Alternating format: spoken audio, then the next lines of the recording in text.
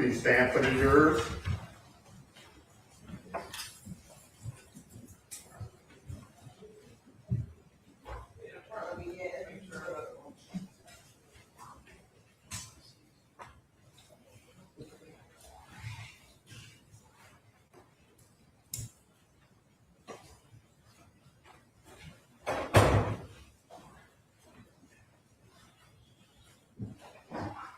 Looks like 14 years in.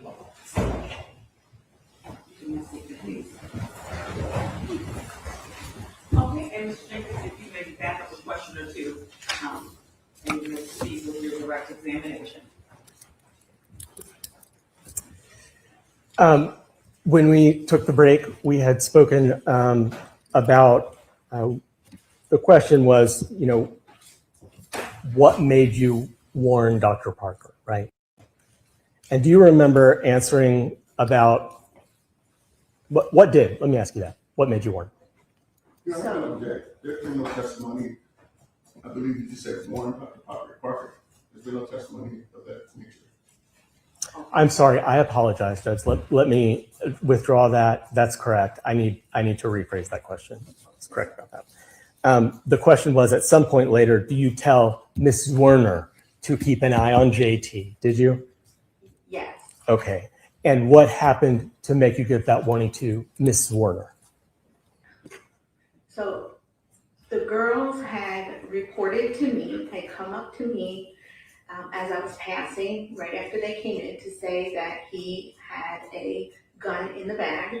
And I went into that room with the children and to him to try and see what he would say, to see if I could help and figure out what was going on, because him and I had a good relationship due to the modified schedule.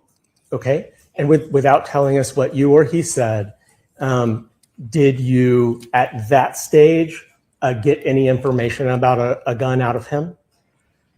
I told him the rules of school, that we cannot have any guns in school. We cannot have any type of weapon in school. And I asked him if he had a gun in the bag. Okay. And then we went on with the lesson. He was acting very weird that day, out of character, balled up. I just sat quietly by him. His bag was by him. I said, give me that bag. He said, no one is going to touch that bag, which was very out of character.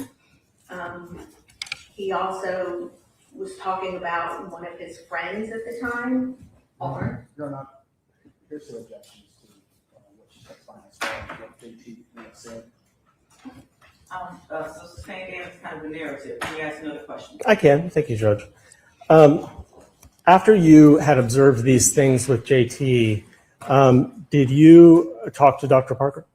Not at that moment. Okay. What did you do as a result of what you observed? So what I observed is it was time for them to do their assignment. And so JT asked for some school supplies. So I went up to Ms. Zwerner and I said, he needs these school supplies. And I asked her when recess was, that I would be back when recess was, and I was going to check that bag. I see. At that point, did you go and speak with Dr. Parker? Yes, I did. At that point, I left the room right away and went to Dr. Parker's office, and I reported. Hold on just a minute. At the time that you go to Dr. Parker's office, do you know what Ms. Zwerner's class was going to do? They were going to head to recess. Okay. And when you went to Dr. Parker's office, what did you tell Dr. Parker? I believe it's going to be a statement that somebody offers for its truth. Absolutely not. It's being offered for the fact that Dr. Parker was given the warning, not for whether the warning itself is true. It's not being offered to show that there is a gun. It's being offered to show that Dr. Parker was told there was a gun. Mr. Rogers, anything further? Again, the truth that there was, that's what he's saying, there was notice, that's a very important fact issue in the trial. So it's offered for the truth of there was a warning. Mr. Jenkins. I am offering it for the truth that there was a warning. I mean, absolutely. But I'm not offering it to prove there was a gun. And also, Judge, it's a present sense impression. If the court were to find that it's hearsay, which I certainly would argue that it is not, it's also a present sense impression. It's an excited utterance for that matter. It's not offered to prove the fact that there was a gun. It's offered to prove that she was told there was a gun. Let's pull up the hearsay rules.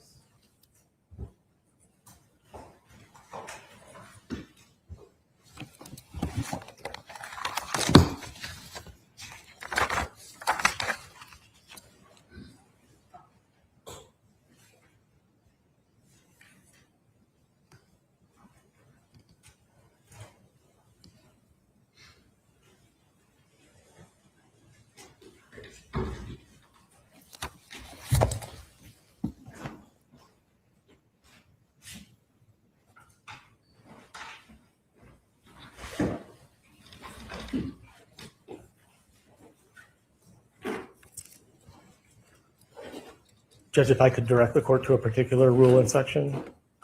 You may. 2801, subsection C,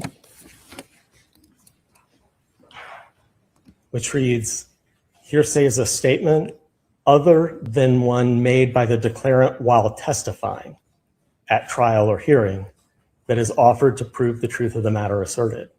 So this does not meet the definition of hearsay for two reasons. First, we are not offering it to prove the truth of the matter asserted.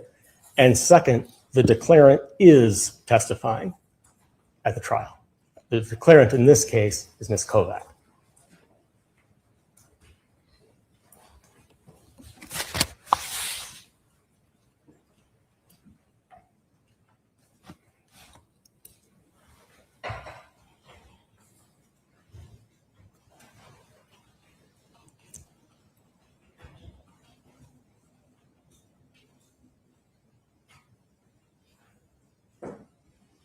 And response from defense. Your Honor, I'll say so. Hearsay is a statement other than one made by the declarant while testifying at trial. Anything that was said outside of her statement on the stand is a statement other than while testifying at trial. So if she said something to Dr. Parker that's other than while testifying at trial, she can testify as to what she observed, but she cannot testify as to something that she said to somebody else. So the court's ruling is that it is admissible. There is an exception to hearsay, not only under Rule 2:801, but under Rule, because it's hearsay within hearsay, is what the children told her that she really relates to somebody else. So under 2:805, hearsay within hearsay, it's not excluded if each part of the statement can come in under another exception. So the children's statement comes in under the excited utterance, so therefore it can come in as hearsay within hearsay. So I will overrule the objection, which means to the jury you can consider the response. Repeat your question, Mr. J. Very simply, what did you say to Dr. Parker? I went to Dr. Parker and I told her that two girls came to me and said that JT had a gun in the bag. And I told her that's what I told her, that I was warned that he had a gun in the bag. I told her what I did in the classroom, that I sat in the classroom with him, that he was acting very weird that day, out of character. Okay, and so you relayed that information to her. Ultimately, was there a discussion about any additional action that would take place related to the bag? I told her that when they go to recess, that I was gonna go back and check the bag. Okay, did Dr. Parker respond to that? She had just acknowledged it with like a nod. Okay. All right, so what did you go check the bag? At that point, I left. We were doing makeup state testing, so I went to my office, which is past Ms. Warner's room. And Ms. Warner had texted me at that point. Okay, I'm gonna have you hold off right there. Okay. So just jump with So I me, went- okay? Did you at some point go to the room? Yes. Okay, and Yes. what So did you do? When they were at recess, I went back to the room, I checked his bag. Inside his bag was a puzzle, a math book, a little coin token, and then a calculator in the front pocket. Okay, and what happened next? After I checked the bag, I went back to Dr. Parker's office to let her know that I checked that bag. I told her the same items that were in the bag that I had seen. Okay, and what did you do next? After that, I went back and I went back outside to Abby and the class that was outside at recess. Okay, I'm going to pause you right there. While you're outside at recess, without saying what anyone said, were there discussions among the teachers? There was only her outside with her class at that time, and then I came outside at that time. Did you and Abby talk? Yes, And had you and Miss Zwerner, again, without saying what the content was, had you and Miss Zwerner also communicated by text message? yes. Okay. Now, as a result of those communications, again, it doesn't matter what was said. What did you do next? So, from the result of the text, Mm-hmm. I then went and checked the bag. I then went and reported a second time to Dr. Parker. Then I went outside to speak to Abby to see if he would come to me because of what she had said in the text. So he was behind the rock wall, did not come to me. And then I told her again. But wait, you told who? I told Abby. Okay. Are there two conversations with Dr. Parker? There were technically, there were 2 times I reported, and then 1 time I was in the office. And then Dr. Parker had told me that I could tell Abby an action to do if he misbehaved. Okay. What prompted the first time you talked to Dr. Parker briefly? The report of the gun. From the girls? Correct. Okay. Briefly, what prompted the second time you talked to Dr. Parker? The message that I received. Understood. In the second conversation with Dr. Parker, what did you advise her of? I advised her that the weapon in discussion was now in his jacket pocket. And that was your belief? That was my belief. Okay. You mentioned that you had been at recess. At recess, did you have an opportunity to see JT? I did not. Okay.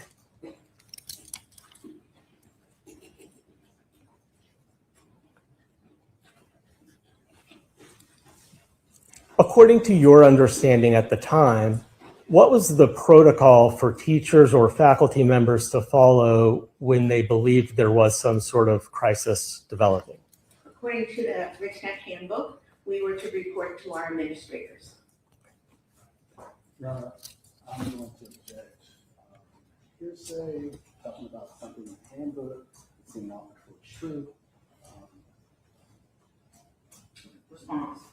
Your Honor, I just asked if she knew it, and it is knowledge that she had. She's not reading from anything. She doesn't have the handbook, so she's just saying that she has that knowledge of the policy. I will allow parents to overrule.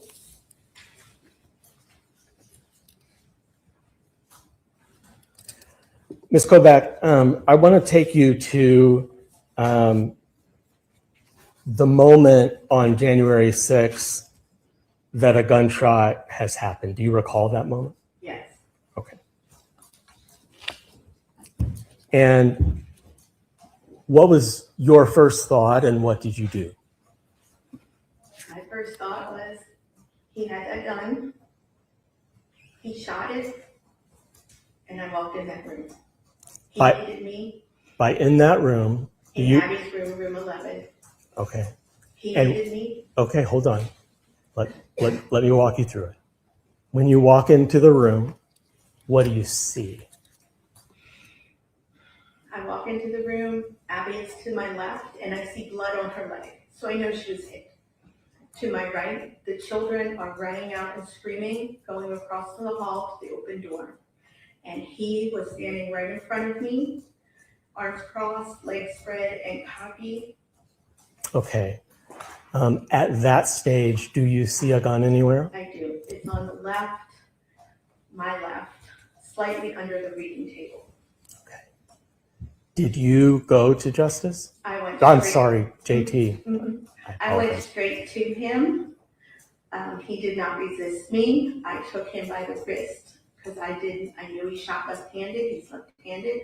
I didn't want to ruin the gunpowder. I watched enough shows. I took him to the front of the room. I sat in Abby's chair. I put him in between my legs and my arms, and I picked up and I called 911. Okay. And then after you did that, do police eventually arrive?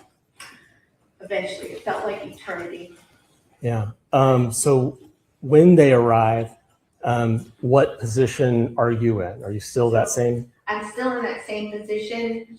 So we were facing, like the phone is here, and we were facing as the police were coming in. Okay.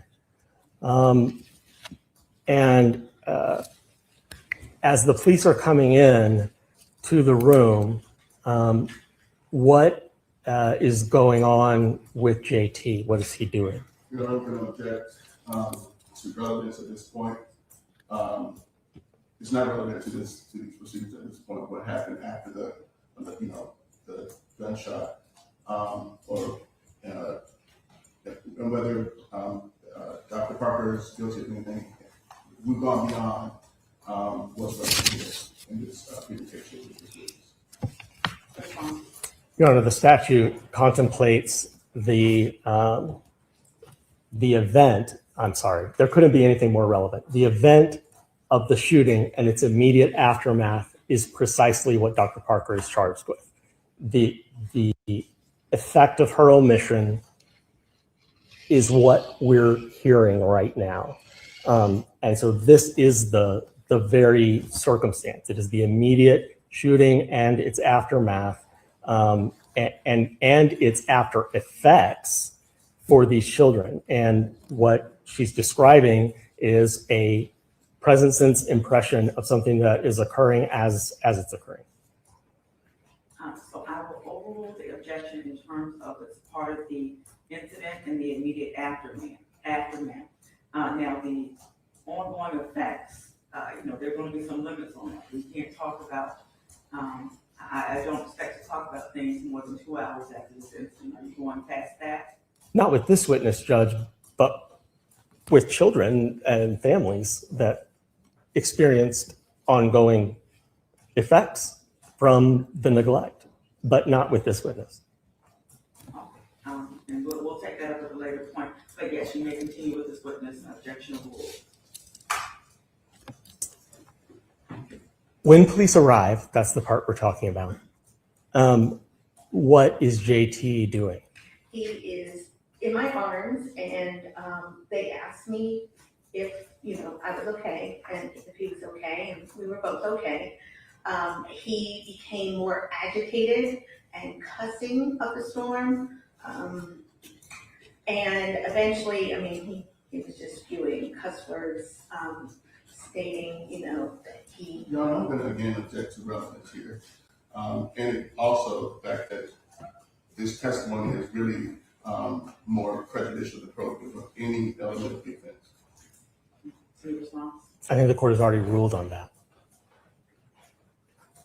We didn't talk about prejudicial versus probative. You want to respond to that portion of the objection? That's a new objection. Sure. All of the Commonwealth's evidence is prejudicial by definition. The question is whether it is probative. Probative is another word for relevant.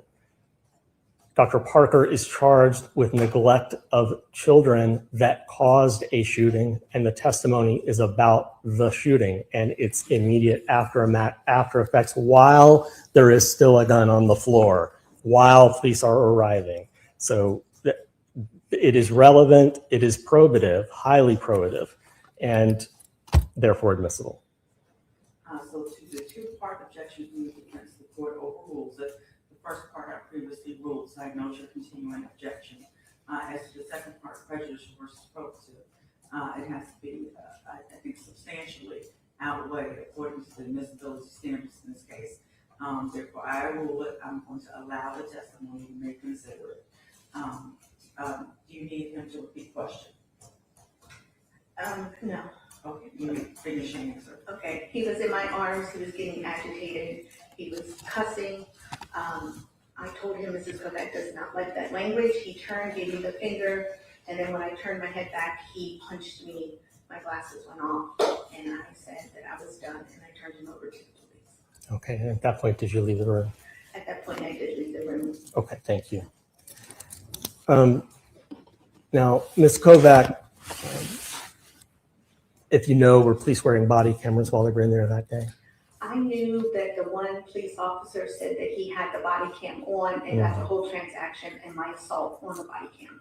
If I were to show you a still picture from that, would you be able to recognize yourself and JT? Yes.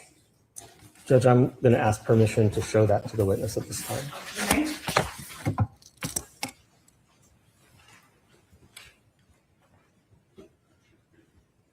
And are you approaching the witness stand, or are you going to display it on the television? First, I'm going to show it to defense counsel, then approach the witness stand until I've laid a foundation to show it. Oh, yes, sir, thank you.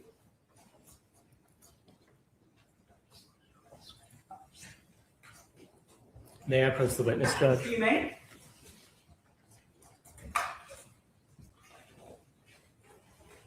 Just going to ask you to take a look at that. Can you see it? Yes. I'm going to return and ask you some questions. Okay.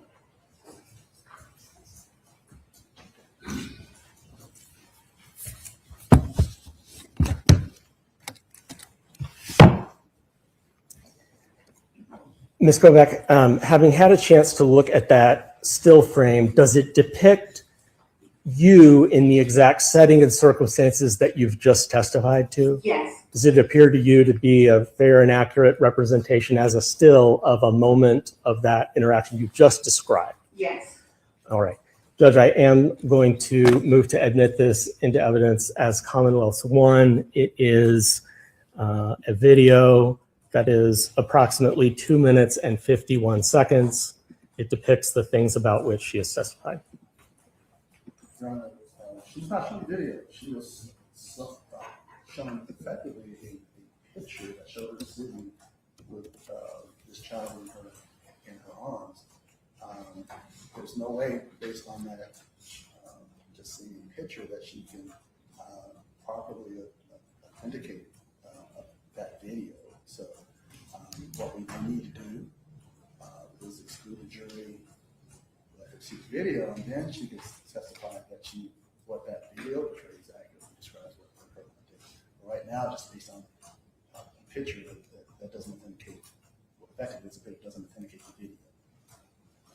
Your Honor, if just in additionally, Your Honor, I believe the video is cumulative.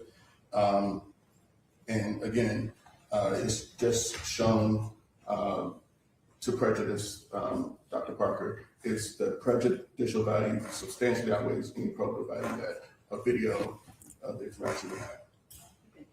Judge, I'll address the first one. It sounds like it's an authentication objection. I was hoping we would avoid sending the jury out, but counsel is right. If we, to authenticate the video, I need to show her the video and let her authenticate it. So. Okay, yes, because you said it's still photographed. That's right. Now we're talking about 2 minutes and 51 seconds. But I mean, if you could just play it without the volume, if that's adequate, I don't know, then she can just watch it right there in the witness stand. For her, before we publish it. yes, without the audio for her purposes. But yes, if that's sufficient for authentication, and again, I don't know, I haven't seen it. That's sufficient for me. Okay. I don't know. And then what was the second objection, prejudicial versus probative? And cumulative, Your Honor. And say, I didn't hear you. Cumulative. Cumulative, okay. So I overrule on both of those, and Mr. Jensen, are you able to play it? Yes, Your Honor. And so again, he's gonna approach and play it pretty silently. Yes, ma'am. We're still having trouble here. Still having trouble hearing him? Okay, Mr. Rogers, I don't have a microphone, I don't know what we can do, if they still can't hear you. Yes, ma'am. Nobody ever has trouble hearing me. And we're just gonna sit quietly while this.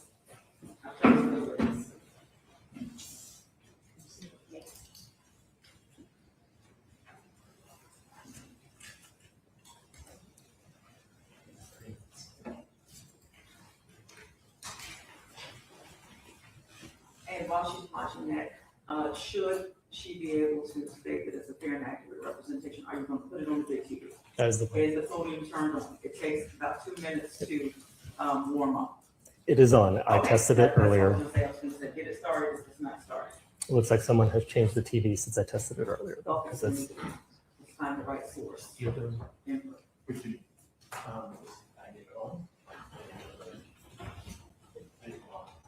Okay, great. That's it. We're good. Your Honor, could I just add to our objection to the video? Your Honor, our client is charged with 8 counts of abuse and neglect of children. What happened with Abby Zwerner is tragic. And the behavior that Ms. Kovac had to endure on that morning after this shooting event, that was tragic also.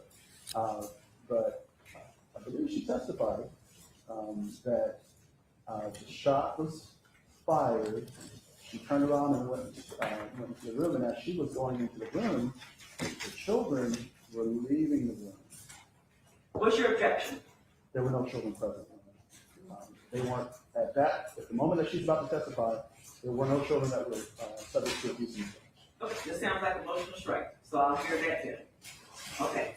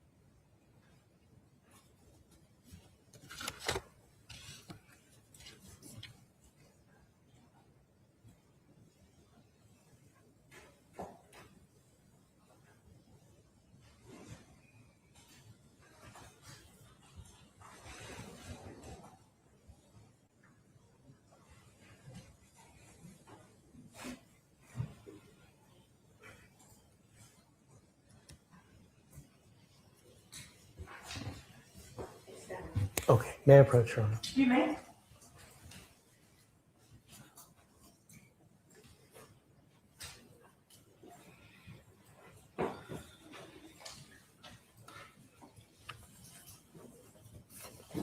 Ms. Kovac, you've just watched a video. I'm sorry, is that yes? Yes, sorry. Thank you. Does that video fairly and accurately show what happened in those moments that you were just describing in your testimony? Yes, it does. Judge, I do move the video into evidence as Commonwealth 1. Defense, We've already you already objected, so there's some noted, no parole, and you may play the video. This will be marked, again, you said Commonwealth 1? Commonwealth 1, Your Honor. And for the purposes of the media coverage, this video, we have muted the name of JT and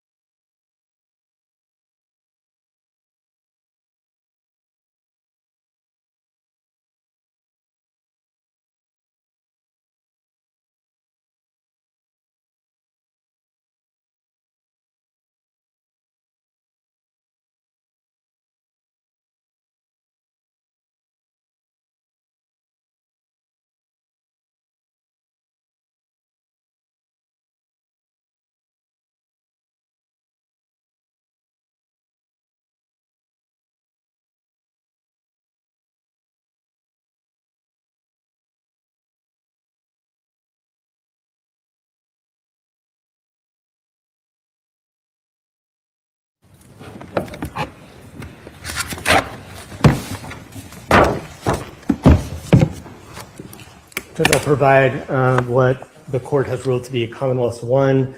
It is a USB drive inside a envelope labeled Kovac JT in classroom. May I approach? You may, and so marked and so received.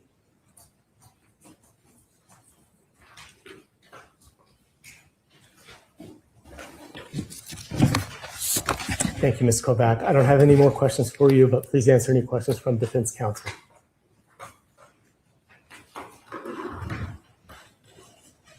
Your Honor, before I start our cross-examination, can we take a brief recess? Okay. Or can I just step out? Yes, you can step out. We'll just be quiet. Yes, sir.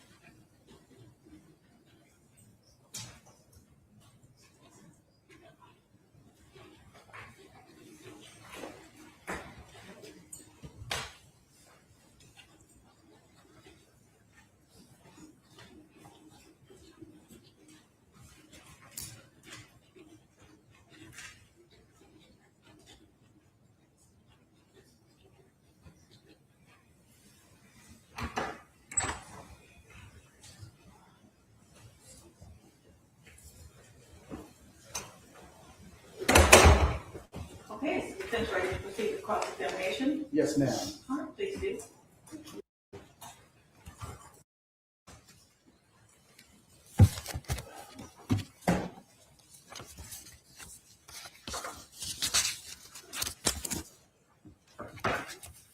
Okay. Name is Amy Kovac, Yes, and I believe you testified that you have been a reading specialist for 16 years, 13, 13 years. And how long have you actually been a teacher? 33 years. A lot of experience in the school system. Correct. Is that entire time with Newport News City Schools? No, the first 10 years were in Queen County. I've been with Newport News for 23 years. Okay. All right. And would you agree that you had actually spent a lot of time with JT prior to this incident? On the modified schedule, yes, so from October through January. So you were used to his ups and downs, is that correct? Correct. Okay. He had good days? Yes, with me. Okay. And obviously, even prior to this day, he had some bad days. Correct. Would you agree that the Wednesday prior, just immediately prior, he had a bad day? Correct. Were you there to see and observe his behavior on Wednesday In the classroom, after the classroom incident? I was in the office when he was brought up. Okay. All right. And are you aware who brought him up? Mr. Rawls, Okay. All right. Do you know why he was brought up? he didn't tell me then. I called for the buses at that point. Okay. But you knew there was an incident in the classroom, that he was brought out of the classroom? Is that correct? I knew that he was in an incident and was carried to the office. Okay. All right. Okay, good. All right. So would you agree that it's the teacher's responsibility, primary responsibility, to make sure that the students in their classrooms are safe and protected from any harm? It is the teacher's responsibility to teach the children, to have a schedule for the children, and to handle disruptive behavior, not excessive behavior, is my understanding. Okay. So you would agree that if there's a disruptive student in the classroom, the teacher has the authority to remove that child from the classroom? She can usually call for help. That's what I would do. So you're saying no, a teacher cannot remove a student from the classroom for disruptive behavior? I mean, to another classroom. It just depends on what the classroom plan is and the school's rules are. So yes or no? I don't know. You don't know. Okay. All right. Have you ever removed a student from a classroom for disruptive behavior? In my classroom as a general ed teacher Sure. or as a reading specialist? A general ed teacher. Yes, I've moved into another classroom. Okay. All right. You would also agree that a teacher has the ability, if a student is disruptive, to take them down to the administrative office. If there's someone to watch their class if needed. All right. So obviously, you don't want to assign any blame or responsibility for the classroom teacher for JT's behavior on that day. Is that correct? Objection. This calls for speculation. Is an opinion about whether she wants to assign something to someone. I'll let the court rule on it. Overrule this cross-examination. He's allowed to forward back the witnesses. It's not my place. I mean, I don't know it. I can't think for somebody else. I can only think for myself. Okay. All right. So let's start when you first became aware that there may be a problem with JT. Okay. I believe it was the incident with the two young girls. Is that correct? For that day? For that day. No, that was not the first time. Okay. What was the first time that you had any kind of indication that JT was having a bad day? When Ms. Zwerner came in to report that he had been acting up in the lunchroom, and she was reporting to Ms. Parker, myself and Ms. Harris were in there because it was testing. We had just returned our tickets. Dr. Parker did not look up at her, did not acknowledge her. Okay. You did not observe this behavior yourself. This was just something. I did observe that behavior. What observed? What? Not Justin's behavior. That's what I'm talking about. I'm talking about JT's. But Dr. Parker and Abby's behavior, I did observe. Okay. All right. And then you had the encounter with the two young girls. Is that correct? All right. And so it sounds like, based on your testimony during direct examination, that you believe the girl's assertion that JT had a gun. Is that correct? Correct. Okay. So obviously, if JT had a gun, then he presented a danger to the students in his classroom. Is that correct? Correct. Correct. Okay. All right. So you went to investigate that. Is that correct? I walked into that classroom to speak with him. With the belief that he had a gun. Is that correct? With the belief that there was a possible weapon. Okay. All right. And so, and you observed that he was acting off. Is that correct? Correct. Okay. You, along with his teacher, had the authority to remove him from the classroom. Isn't that correct? We had already told her that I'm talking about your authority. You had the authority, along with Ms. Zwerner. I don't know. Okay. All right. But even with you indicating that you believe that he had a gun, you spent some time with him, and then you left him in the classroom, even though you believe that he had possessed a gun. Is that correct? I left the classroom to report as required by my school. If a student had a gun, don't you believe it's required that you separate that student from the other students so he doesn't present a danger of harm to those students? Objection's been asked and answered 3 times. Your Honor, I'm just trying to make sure that she clearly indicates what her responsibilities are regarding the safety of the children. Yes, one last time. For the safety of the children, I did not remove him at that point. All right. So then you said that you actually spent some time on the playground when JT was with his classmates. Is that correct? I went out to the playground, did not spend time. I was testing and had to get back. But you believe that he had a gun on the playground. Isn't that correct? I'm not sure what kind of gun, I'm not sure what kind of weapon. I had not seen it myself. I only heard the reports and I reported as required But you said you believed it was a gun. Is that correct? because the girls reported. And you believed them. Any report of a weapon in a school, I'm reporting, and I did, All right. Is there more than once. is there a possibility that you thought it was a toy gun versus a real gun?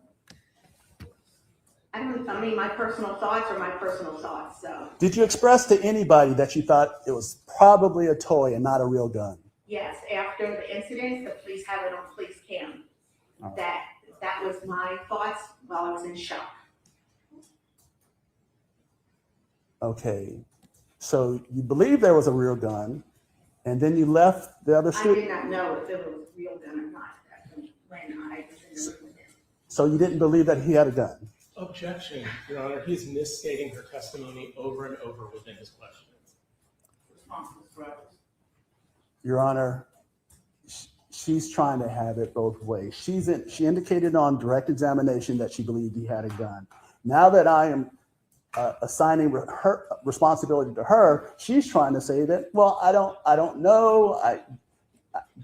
What I believed at the time, she's acknowledged that she did tell somebody that there was a toy gun. So I'm just trying to narrow down whether or not she believed it was a gun or not.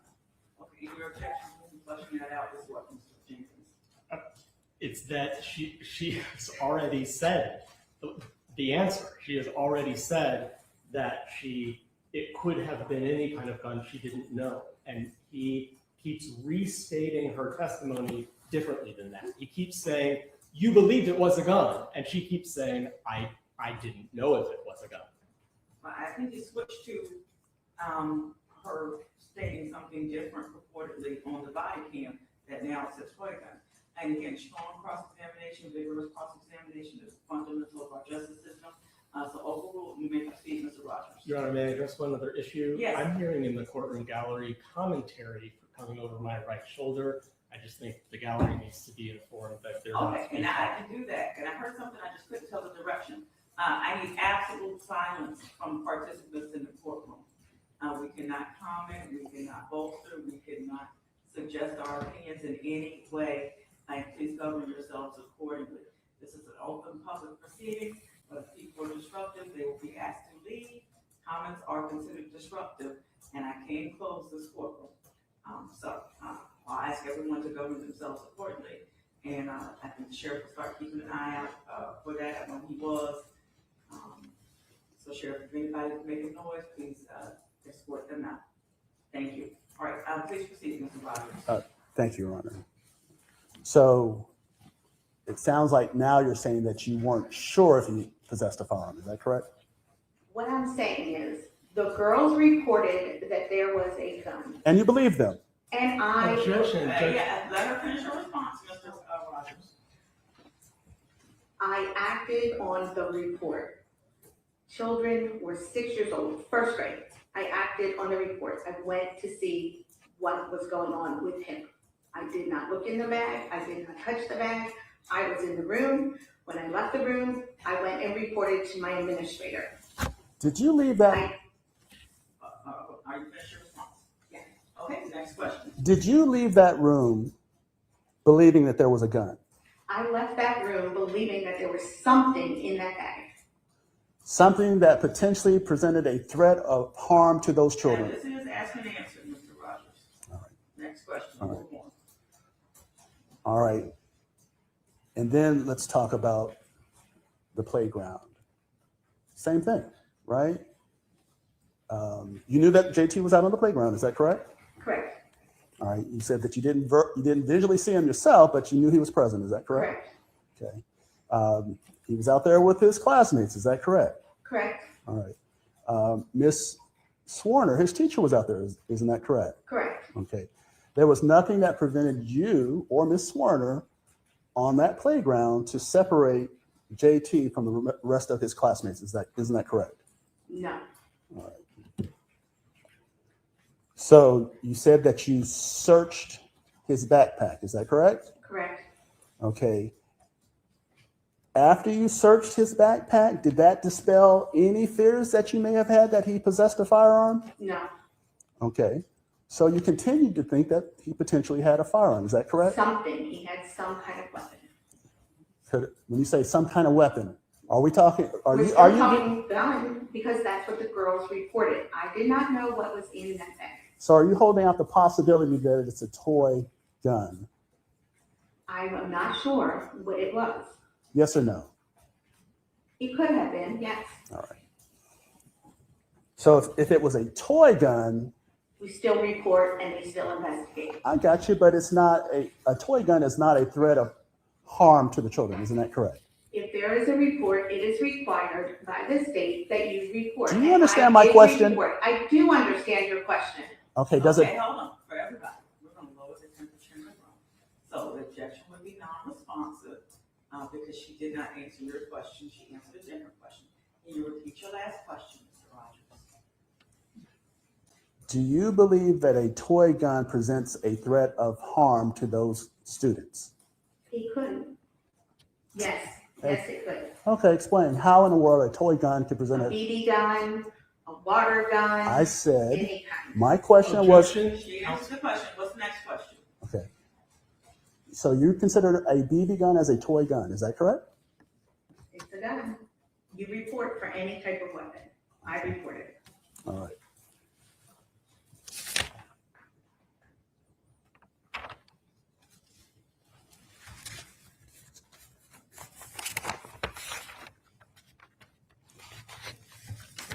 Just going back a little bit, when the girls made this report to you, did you take them down to the office to speak to administration? I did not. All right. Do you think it may have been important to take them down to the office too? I did the actions that I did in that day, and I cannot look in retrospect. Okay. Who gave you the authority to check the backpack?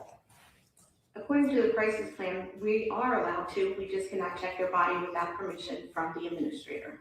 Okay. So did Dr. Parker give you the authority to check the book bag? She acknowledged when she heard that I was going to do it. She could have gotten up and done it herself if she wanted to. Okay, so let's talk about, you said you're a part of the crisis, is it crisis management team? I'm not part of the crisis management plan. I said in the crisis plan Are that you, the district holds. so you're not a part of the crisis management team or any kind of crisis team at the school? No, I am the reading specialist, and if the principal and administration gives me another duty, then I do that. Okay, but nobody told you, Dr. Parker or otherwise, that you did not have the authority to remove JT from the classroom. Is that correct? No.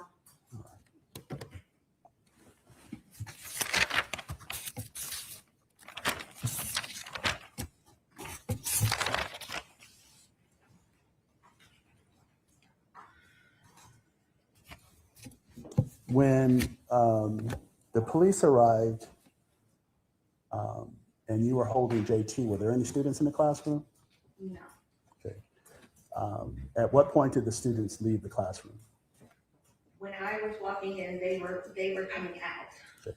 So by the time that you took a hold of JT and sat down with him, there were no students in the classroom. Can I have a moment? Okay.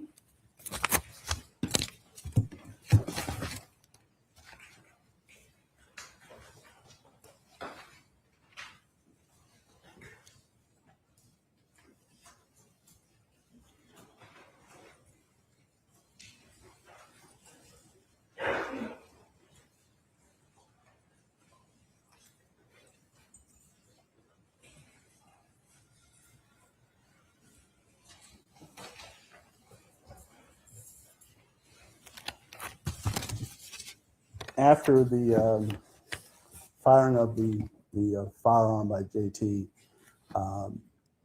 one of the steps that you took was to call the police. Is that correct? Once I had a hold of it, yes. Okay. So that phone was readily available to contact the police? It was her school office, her school phone. Okay. Were there also walkie-talkies that could be used to communicate with administration? There is, but I did not have my phone or my walkie because testing had just finished. In state testing, we do not have that. So I had none of those. But you did have the classroom phone that you could have easily called down to the administrative office. Isn't that correct? After the shooting, I did call. I was busy the whole time. All right. So before then, you took no steps to call the police. Is that correct? Correct. And okay. So, but you did communicate with administration face to face. Is that correct? Correct. All right. Several times.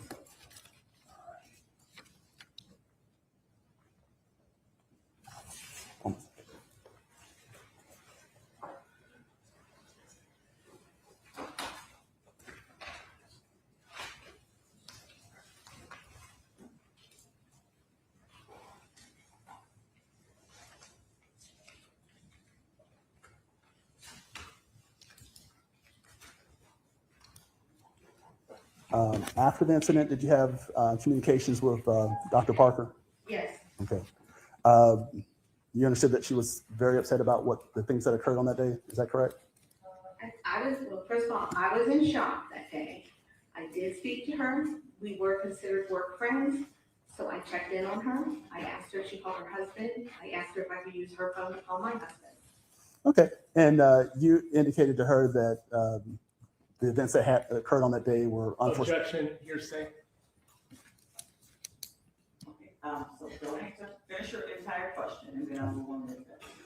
You indicated to her by some communications, by text or in person, that you believe that the events that occurred on that day were not foreseeable. Is that correct? Okay, and hold on, that's where I'm going. Okay, and your objection is what, if you flesh out a little bit more, Mr. Chamberlain. So he's asking about an out-of-court statement offered for the truth of the matter. He's asking about the out-of-court statement that she said to Dr. Parker. So that is yours. Response. I'll submit it to the court. So suspend. All right, so do not answer. Next question, if any.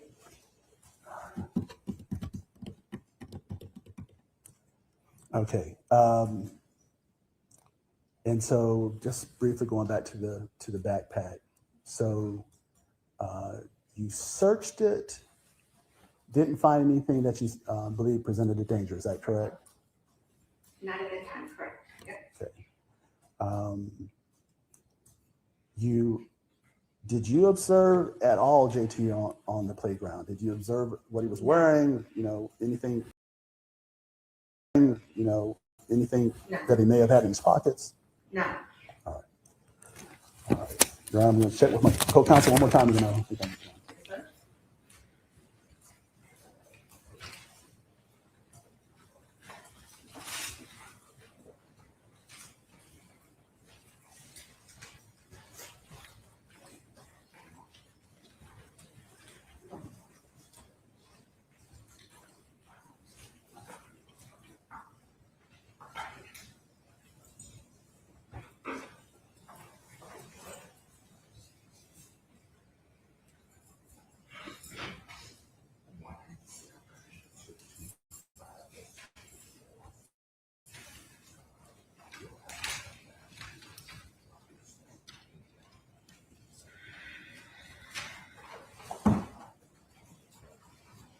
I'm sorry, I just want to return to the backpack again. When you asked JT to search, to let you look into his backpack, and he said no, was that alarming to you? His actions were alarming to me. Okay. But, Words that come out of his mouth, it's hot and cold every day. So you're saying you didn't take that seriously? I took it seriously because I reported 3 times to the administrator. Okay, but not seriously enough to say, let's take JT to the office, or let's get his classmates out of this classroom, because I think that. Objection asked and answered. Talking about the backpack now, Your Honor. I'll allow it. Go ahead. All right. So not enough to take JT's classmates out of that room for any potential harm. I did not know what his next actions would have been at that moment, and to keep the children safe if there was something, because a weapon had been reported and no administrator did actions. Okay, so you could have taken some steps to keep them safe. I did, as what I could at that time. Okay, so that's all you could have done is reported to the administration. You couldn't have taken JT out of the classroom. You couldn't have taken the students out of the classroom. In retrospect, maybe, but I did what I did. All right, that's all the questions I have. Can you redirect? No, Your Honor. Thank you, Ms. Clement. And this witness status, in terms of being sequestered, excused. I would request the same with all of our witnesses. I'm asking that she remain sequestered but be able to leave. Certainly, she is subject to recall by either party. I agree. Okay, so, Ms. Kovac, you are welcome to leave the building, but you are still a sequestered witness, meaning you cannot discuss this case until the trial is over. And it's my understanding that attorneys have your number, so if they need to call you back for subsequent testimony, please be available. All right, thank you, ma'am. Okay, thank you. Again, you're welcome to leave or stay, but you can't stay in the courtroom. Okay, we do another witness, got about 20 minutes before we break for lunch. We start with another witness. Judge, I have a one witness that we could do, I think, very quickly. Okay, who would you like to call, please? Deputy Blythe. Blythe? Blythe, B-L-Y-T-H. Okay, thank you. Sheriff Deputy Blythe, please. Thank you.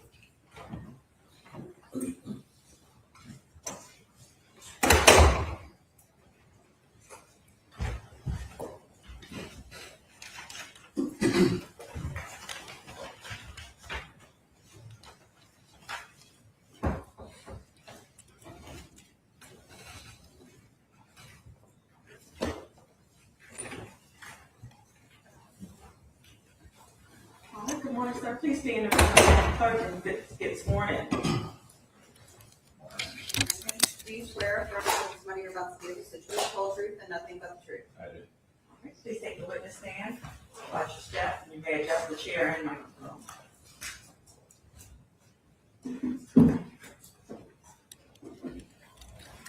Now, Good afternoon, sir. Please tell us your name. My name is Thomas Blythe. I'm a retired deputy from the Newport News Sheriff's Office. And were you working as a deputy on January 6, 2023? I was. And on that day, did you have occasion to go to Richneck Elementary School in Newport News? I did. I responded to a radio call of an active shooter at the school. All right. And did you go to the school? Yes. And what did you do when you arrived? Pulled up in front of the school. Deputy Briggs about a half second behind me. We went to the door, tried to get in, but the intercom wouldn't work at the door. There was nobody to meet us. Everything was locked up. We were joined by a couple of Newport News police officers. All four of us pounding on the windows, yelling, trying to get somebody to open the door for us. Okay. Did you observe an intercom system of sorts on the door on the outside? There was an intercom on the door. It didn't appear to be working, or at least nobody was answering it. Okay. Eventually, does someone let you in the door? After about a minute, it was either, I think it was a janitorial staff. Okay. Opened the door for us. And roughly how long were you out there prior to a janitorial staff opening the door? I think by the body camera, it was about a minute, maybe a minute and a half. Okay. Felt like you turned. Yeah. Were you armed and willing to go in and confront? We were in full uniform, armed, responding to what we thought was an active shooter. All right, thank you. I don't have any further questions for you. Please answer any from defense counsel.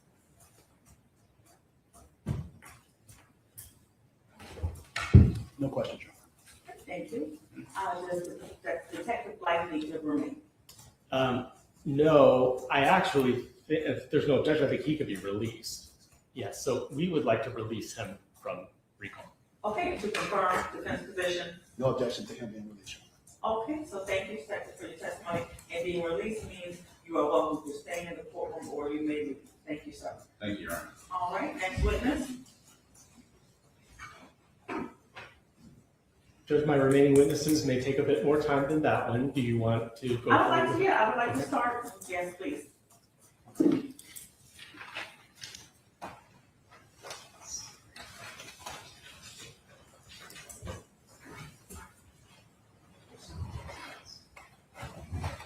I'll call Brianna Foster, please. Brianna Foster, Ms. Foster, please.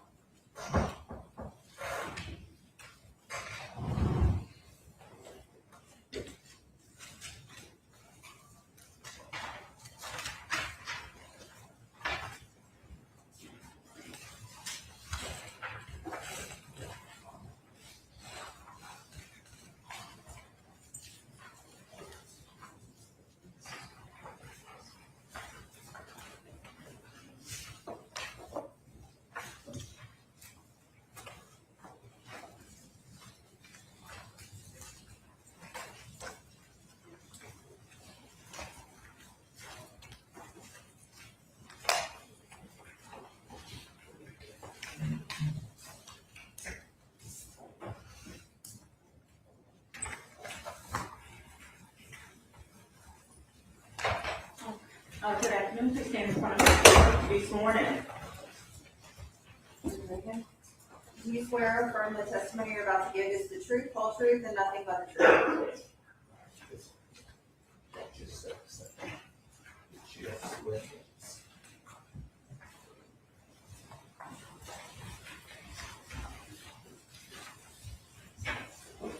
Okay, we may adjust my phone to you. Any questions the attorneys may have? Good afternoon. Good afternoon. Would you please tell us your name? Brianna Foster. And Ms. Foster, back in January of 2023, how were you employed?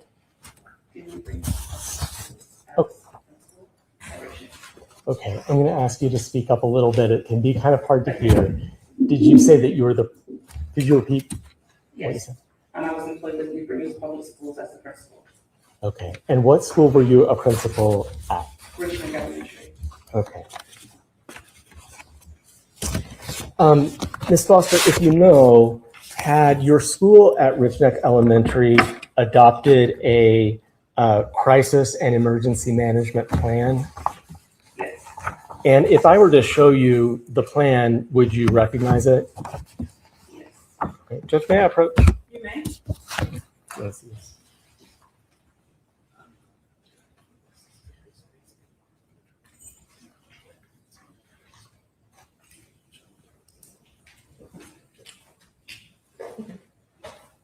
May I approach? You may.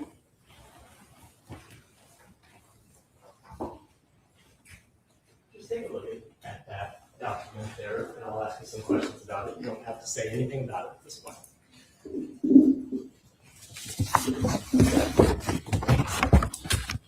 Kind of getting ahead of this, if they're gonna try to tackle anything out of that document,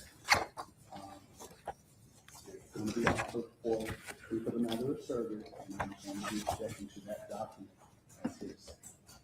All right. Understood that that's coming, and when it becomes right, I'll be ready to hear the objection.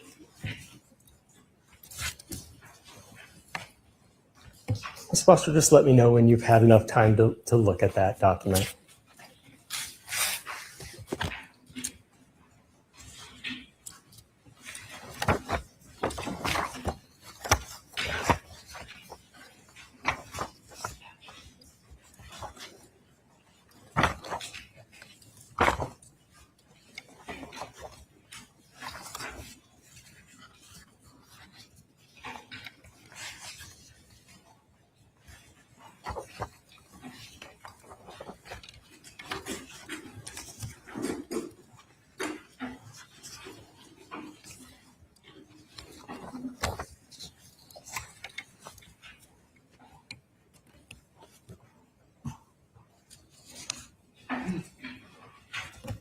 Do you need to look at it in full or just?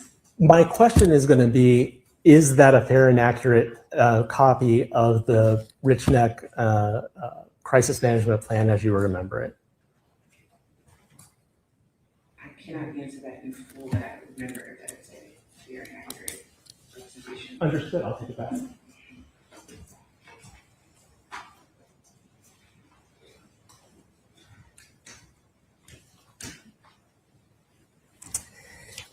At the time that you were working on January 6th of 2023, were you aware of the crisis management plan? Yes, I do recall that we have. Okay. And what was the purpose of having a crisis management plan at all? We're just required to, every school is required to have one. Okay. Was it your intention that you would follow the crisis management plan in a crisis? Yes. Okay.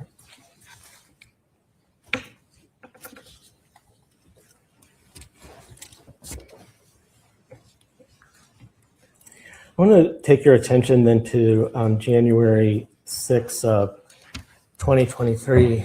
On that day, was there a crisis incident that occurred at the school? Yes. Okay. And what was that in brief? Later that afternoon, I found out that there was a student, it was reported that a student had a weapon. Okay.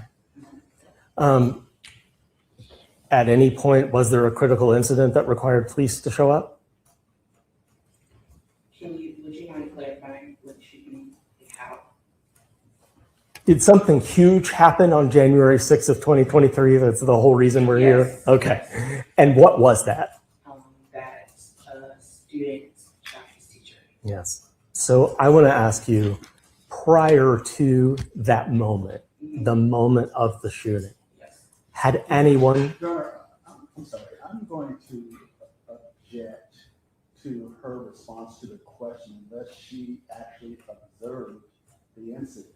I don't think that she was present when that occurred, so she can testify to what she observed, but she has made a conclusion that I don't think she can really testify to. Response.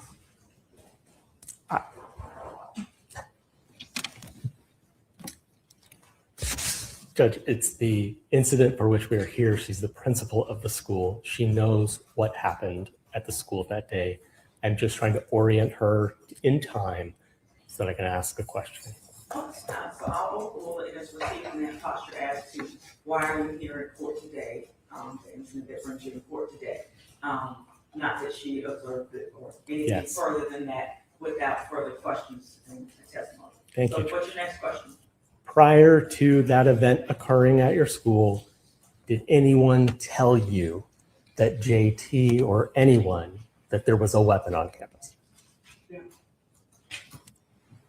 Any hint from anyone that there was a weapon on your campus prior to that? Yeah.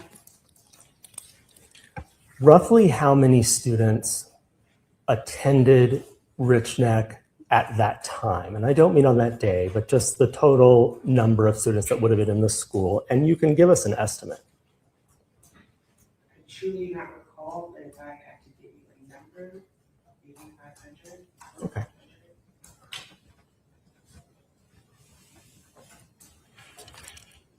I want to talk to you about a student named JT. Are you familiar with who I'm talking about? Yes. Okay. We're not using any student names at all. So any students that you mentioned, please don't use their name.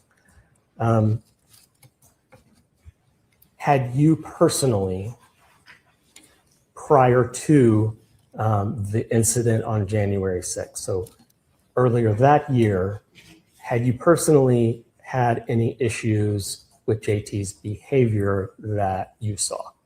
Yes. That's pretty relevant, Your Honor. Okay, what's the judge? I didn't hear you. Relevant, Your Honor. Right. Okay, response? If she handled a discipline issue with JT that the defendant knows about, then it's relevant, as all of those are. We've allowed those in previously, so I'll allow this in to be consistent. So you may proceed. You can answer the question. Do you need him to repeat the question? Yes, please. So the question was, in the time before, the days before the shooting, had you personally been aware or observed behavior of JT that was a discipline issue? Yes. And could you just describe that? To my memory, earlier that week, there was a situation that took place between him and his first grade teacher involving her cell phone. Okay, and did that situation come to you? Yes. And who appeared to you to I inform actually you? think it was 2 people that came to me. I don't remember if it was his teacher. Okay. I'm sitting here trying to think back exactly how I knew about it, but I remember calling his mother that evening. Okay. So as a result of that incident, you did contact his mother? Yes. Okay. Any other specific instances, discipline-wise, of JT that year that you remember? If you don't remember, that's fine to say that. Not in detail, but there were other incidences that took place. Okay. If you know, did the school attempt to do anything to try to moderate that behavior? Yes. And what was it that the school did to attempt to control the behavior? I don't remember the name of the process that was in place. However, they met, it was a scheduled number of, like, let's say weeks or throughout the month where they would meet with the teacher, assistant principal, parent, and Ms. Kovac to go over his progress, academics, behaviors, and come up with a plan, essentially progress monitoring how he was doing in school. Okay. And I just have one last question for you. Is it true that you were working at the school hand in hand with Dr. Ebony Parker? Yes. Okay. And is Dr. Parker in the courtroom right now? Yes. Okay. Could you please just describe what she's wearing and identify her for the judge or point her out? Yes. She has brown and black hair. If I'm mistaken, she has some blue. And just make the court recognize she's identified the defendant. So noted. Thank you. I have no further questions for you. Please answer any questions of the defense counsel. Thank you.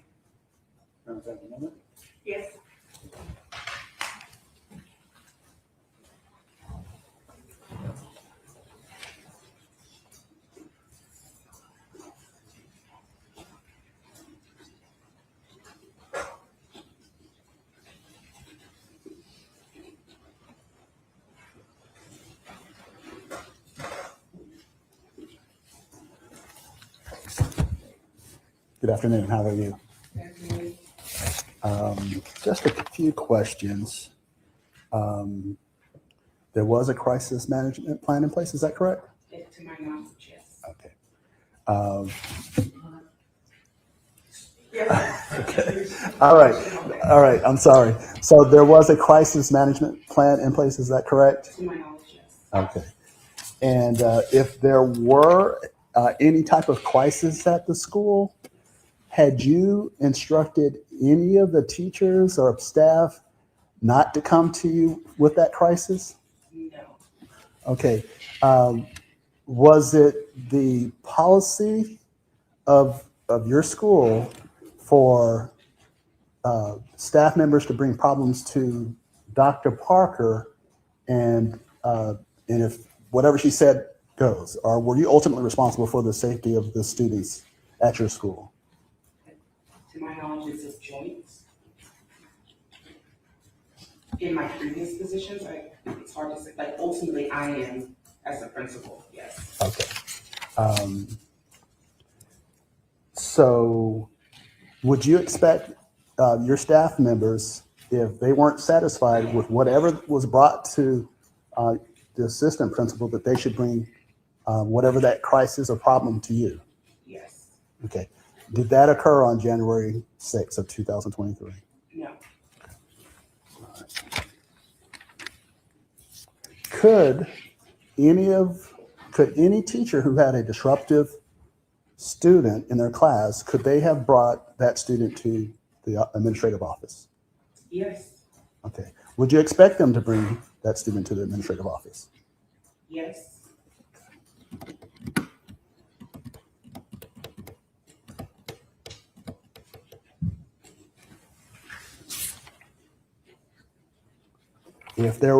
If any teacher or staff member had the belief that there was a firearm possessed by a student, would you agree that that student should be separated from the rest of his classmates? Yes. Would you also agree that law enforcement should be immediately notified? Yes.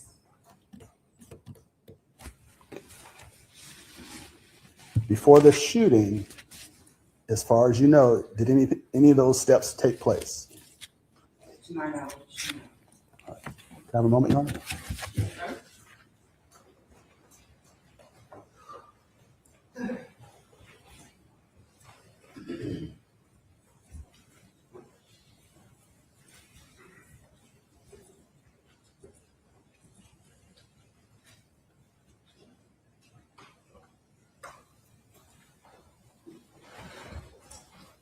Your Honor, that's all the questions I have. Thank you. Any redirect? So on January 6th, during that day, what were you doing and where were you in the school? Do you know the timeline of the whole thing? As much as you remember, it's fair enough. If you don't remember, you can say you don't remember, but just as much as you remember, where were you and what were you doing that day? That day we had some interviews in the morning. I subbed for a gave teacher a break so she could handle lunch for herself, a personal lunchtime. Now, when you were doing the interviews, where would you have been in the school? The main office in my office. In your office, okay. And then the second thing you said you did was what again? Relieving teachers so she could have a lunch break. So that would have been in a classroom? Yes. Okay, then what? Then I remember we had a family and military life meeting with the new partnership that we were forming Okay, where did that occur? in our conference room. Okay, And then after that, during that meeting, I remember emailing our lead custodian to ask if I think I walked through email our lead custodian. Maybe Dr. Parker asking about space. If they wanted to know about space, and I couldn't remember off the top of my head where we could put them. And then after that meeting was over, Dr. Parker and our lead custodian came to my office, in addition to 2 students who were waiting to speak with me, came to my office. okay. And while you're in your office, what's the first signal you get that something is wrong? I think the words I heard were, he has a gun, or she's been shot. Okay. And then What did you do? from there, I slammed my door and I took the two students who were in my office and everyone else and I shoved them into the bathroom and tried to barricade them in. I called my direct supervisor and 911 and was telling everyone in the bathroom that I'm going out. And I remember someone saying, you can't, I have to. And then when I went out, Dr. Zwerner, Miss Zwerner was on the ground and there were staff. And I remember saying, like, please put this school lock down. And Miss O looked up I looked up and Miss O said she had already put the school lock down. All right. Thank you. I don't have anything for the brief.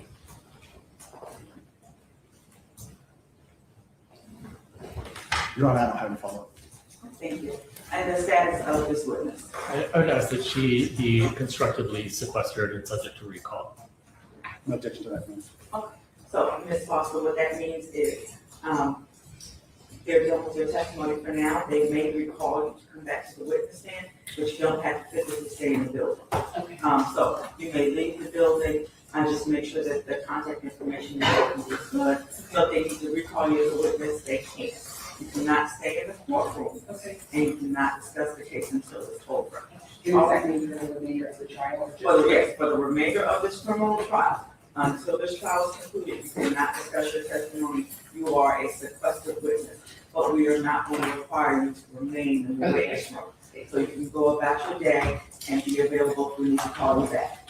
And they'll let you know when the trial is ended in case, so with that, when your sequestration ends. Okay. All right, thank you very much. And at this time, can we break for lunch? Yes, Your Honor. Yes, ma'am. All right, and so it is 1:05. Judge, can we let the witness? Yeah, okay, come on Yes. down, come on down while I'm talking. So we'll break for lunch. Is there anything, any motions that we need to take up? I'm trying to time when the jury should come back. No. None from the defense. So let's come back at 2:15, which means I need all the jurors to report at the room downstairs, or back here by 2:10. We need all the jurors to come back at 2:10. I'm giving you an hour, and we will resume at 2:15 p.m. Again, jurors, do not discuss the case, do not research the case, and you're welcome to leave the building or there's food back there in the jury room if you want to stay in the building. Okay, we are in recess. Thank you. Please stand for the jurors.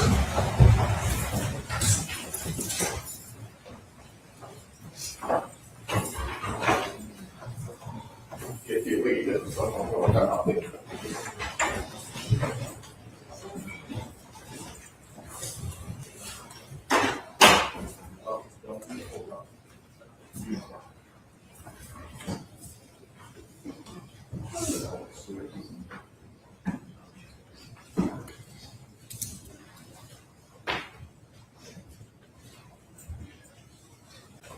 Thank you. Court stands in recess.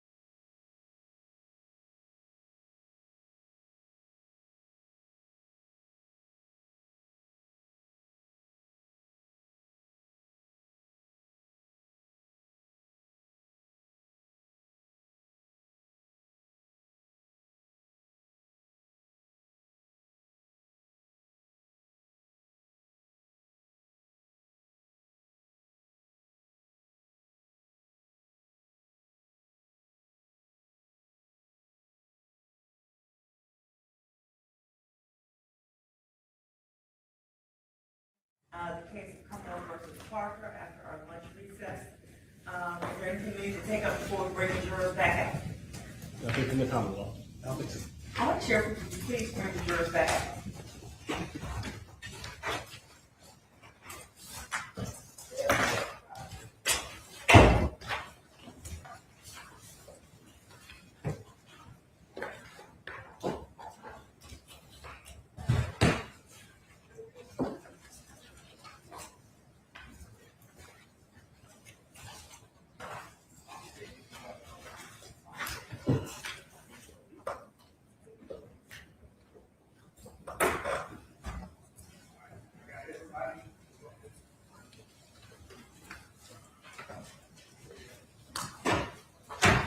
Please stand for the jurors.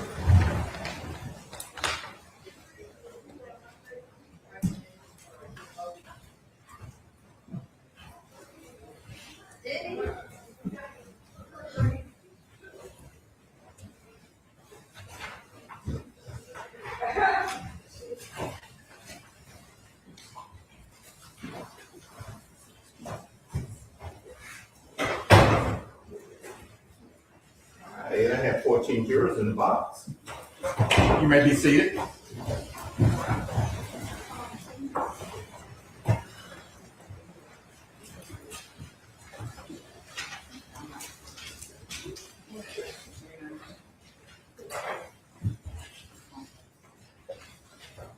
now we are ready to resume the case. We have all 14 jurors present. And the Commonwealth will call another witness. Yes, Your Honor, the Commonwealth will call Lawanda Rusk.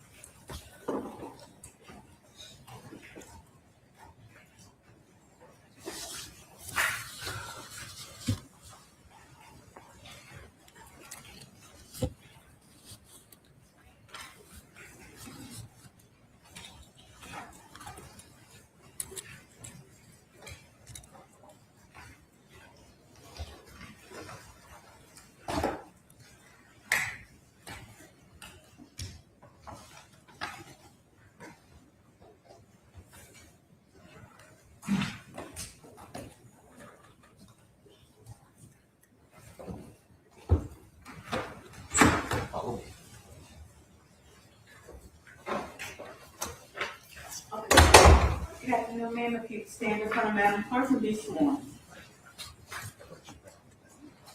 Do you swear or affirm the testimony you're about to give is the truth, whole truth, and nothing but the truth? Watch your step, stepping up. Step.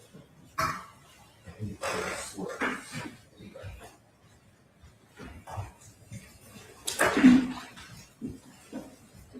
Next, ma'am, if you need to adjust the microphone, you can. Please answer questions the attorneys may have. Good afternoon. Would you please tell us your name? I'm sorry, Could you please tell us your name? Lawanda Sample Rusk. Thank you, Ms. Sample Rusk. We have a court reporter taking everything down today. Would you mind spelling your last name for us? SAMPLE-RUSK. Thank you. I want to remind you that during your testimony today, we're not saying the names of any children, only using initials if we need to refer to them, including your own grandchildren or children. We'll only use initials or refer to them as your grandchildren, if anything, okay? Let me ask you, Ms. Sample Rusk, on January 6th of 2023, did you go to Richneck Elementary? Yes, I did. And what was the reason that you went there? I went to Richneck to pick up one of my grandsons. Okay. Who was a first grader there. And you have how many grandsons that attended Richneck at the time? 2. Okay.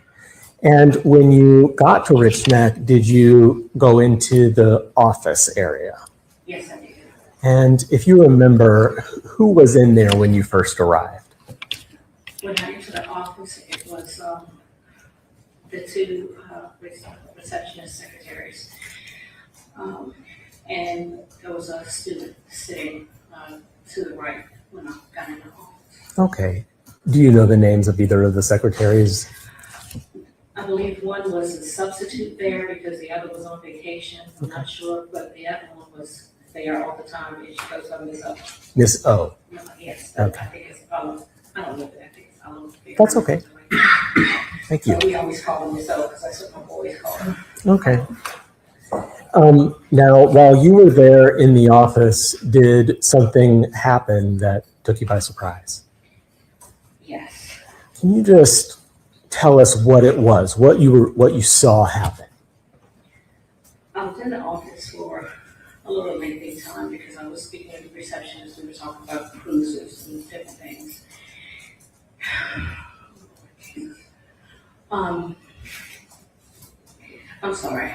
You can take a minute, take a deep breath. It's all right.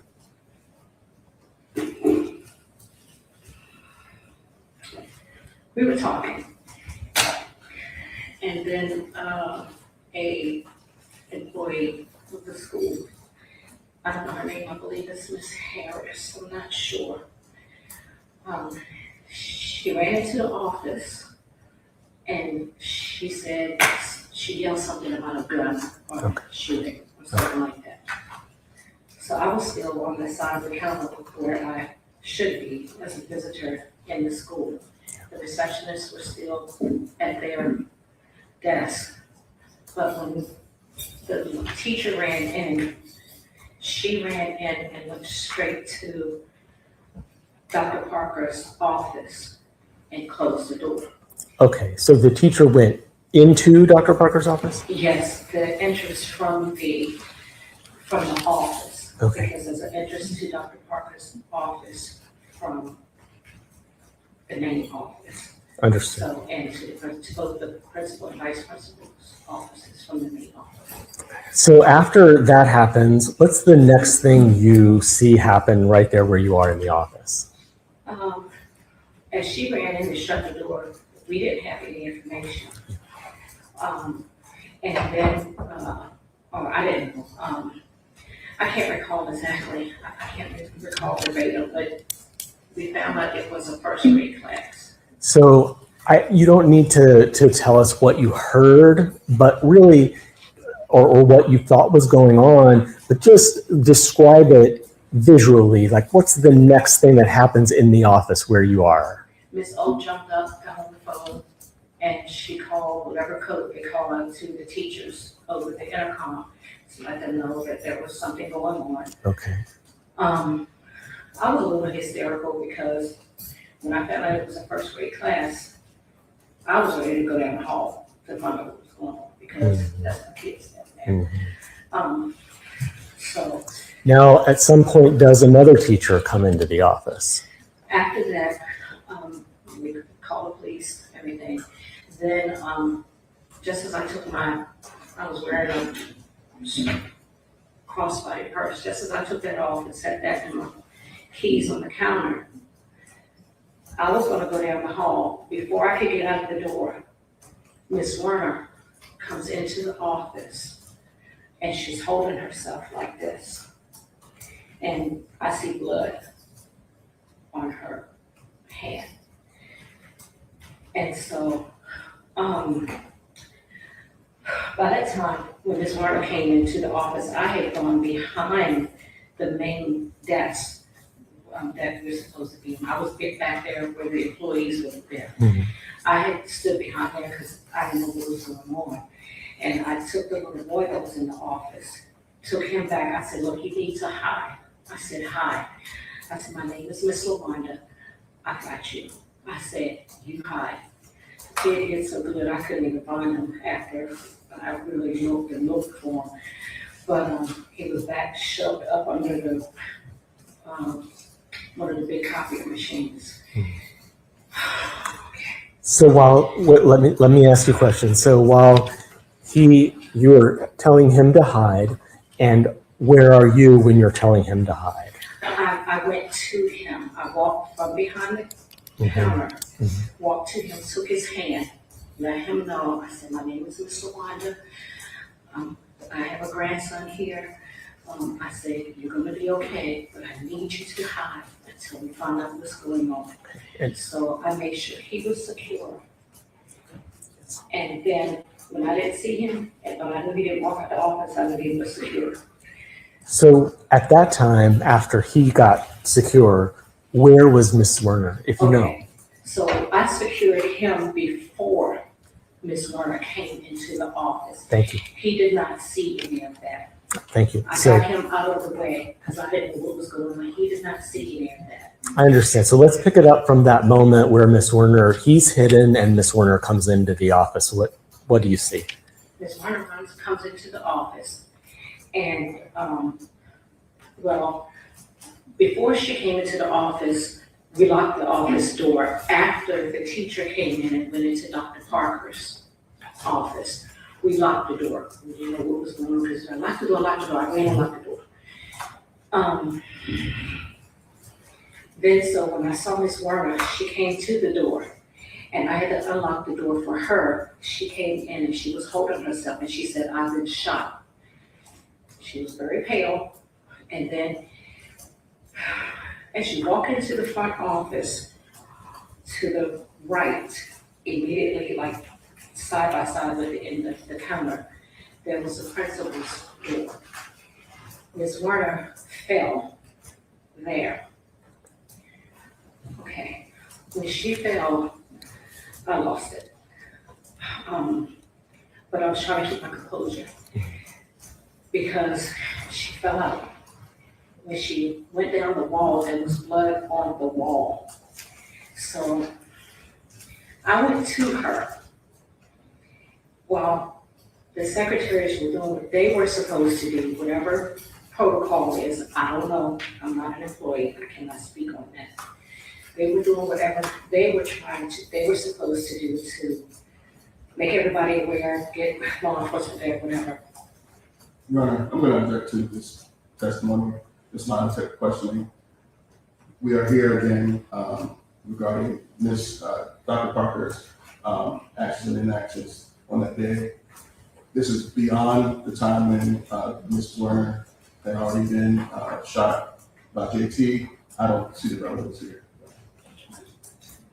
Dr. Parker's inaction caused exactly this that's being described. So this is exactly the same as the prior ruling regarding Ms. Kovac's situation in the classroom. This is the shooting's aftermath, and it is the result of Dr. Parker's willful inaction.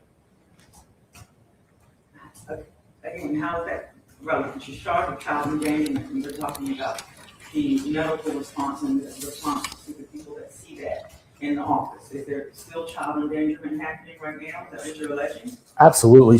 There is a result of the child endangerment. There is a prong of the statute that requires proof that the child was in danger and possibly deadly danger. And we have a grandmother who is shuttling a child to safety in that office as the event is unfolding. This event is entirely precipitated by the child neglect.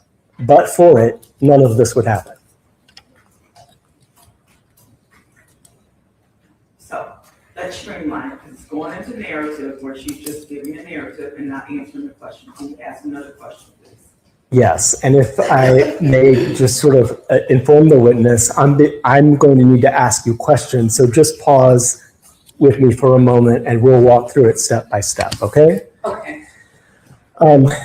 At the moment that you have described where Ms. Zwerner fell down to the floor, can you tell me at that moment, you've said you were with her, do you know where the office receptionists were? Yes, she was on the phone. Okay. Ms. O was on the phone. All right. And do you know where Dr. Parker is? I didn't see Dr. Parker. Okay. And do you know where the principal, Ms. Foster, is? I didn't see Ms. Foster. Okay. And so while you're there with Miss Zwerner, and at the time that you let Miss Zwerner into the office, did you see Dr. Parker or Principal Foster? No. Okay. And so after you have seen Miss Zwerner slide down to the floor, what's the next person that comes to the office?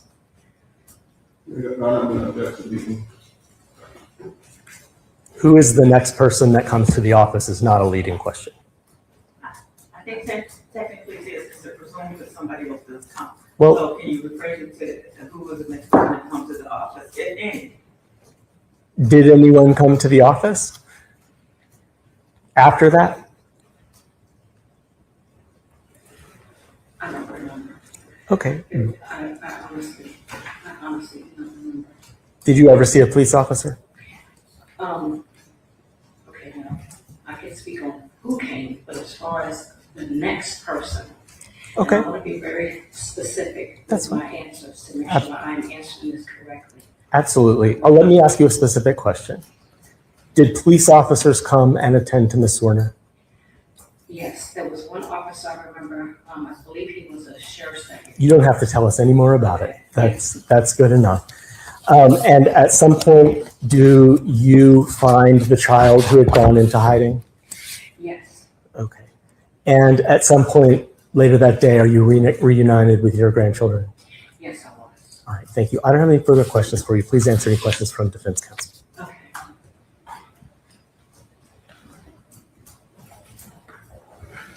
One moment, please.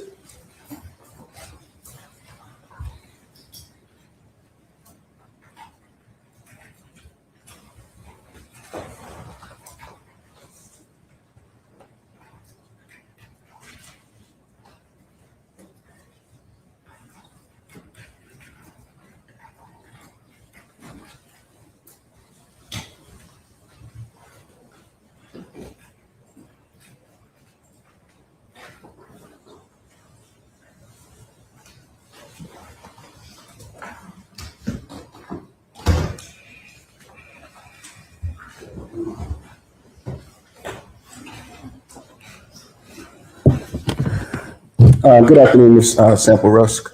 Hi, good afternoon. All right. You mentioned that when you were in the office, you heard a teacher, or you saw a teacher go into Dr. Parker's office and close the door, correct? And so you don't have any personal knowledge of anything Dr. Parker said or did at that, before that point, I know. or after that point, right? Well, I did see Dr. Parker after the police and everyone got there. Understood, yes. She saw her come to the office, and the principal as well, but in reference to Dr. Parker, no, I didn't see anything. I didn't see her at all until the end. Okay, so you don't know what was going on in the office, right? I don't know. All I know is she closed that door and stood there and watched us. Hold on. The You said teacher. the teacher closed the door. Closed the door. I did not see Dr. Parker at all. Okay, so you don't know what Dr. Parker was doing in her office. You don't know what calls she was making or anything like that, correct? Correct. That is correct. Okay. You don't know what instructions she was giving, anything like that, right? No, I don't. Okay. Ms. Sample Rusk, is it true that you filed a lawsuit in this courthouse arising from these events on January 6, 2023? Objection, relevance. Oh, it definitely, Okay, well, yeah, you confirm. okay.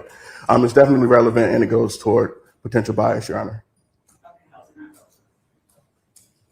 Well, whether she filed a lawsuit in the suit or not, I don't understand how that's relevant to whether Dr. Parker committed child neglect. Connection. I think the law allows parties to cross-examine on a witness's interest in the case. If you file a lawsuit, she may or may not have an interest in the case. That's proper grounds for cross-examination. So you may proceed. Do you need to repeat your question? Yes. Please repeat the question. Okay. Ms. Sample Rusk, you filed a lawsuit in this courthouse regarding the events of that day, correct? A lawsuit has not been filed yet. Okay. Have you made any demands of Dr. Parker or her attorneys? sure I understand that. Have I made any demands of her? I'm not sure. Can you, I don't understand. I want to make sure I answer Understand. correctly. Right. Regarding a potential settlement, or have you made any demands whatsoever of Dr. Parker or her attorneys related to that event, to that day? I have not known. And as far as I know, there is not a lawsuit that has been filed yet. Yet. Okay. Do you know whether one has been drafted? No, I do not know that. Have you retained an attorney? Yes, I have. Okay. And is it your understanding that a lawsuit, whether it's been filed or not, would be against Dr. Parker as a defendant? That is correct. Okay.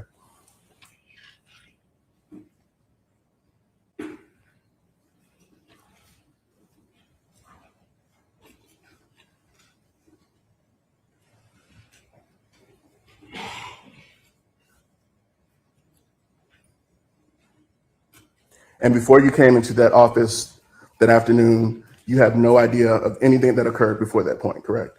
That's correct. No further questions. Can you read the rest? Yeah, Your Honor. Thank you. All right, and the status for this witness. Do you want her subject to recall? I would ask that we release her. Okay, any objection? No objection. Oh, so and that means you are released, you are excused being a witness, so you may stay in the courtroom if you wish, or you may leave. Thank you very much. I can watch your step as you step in.